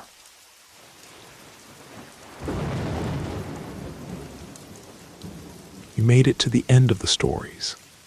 That means it's the perfect time to subscribe so you don't miss future episodes. And if you haven't already, leave a like and drop a comment. I'd love to hear your thoughts. Have a great time relaxing, and good night.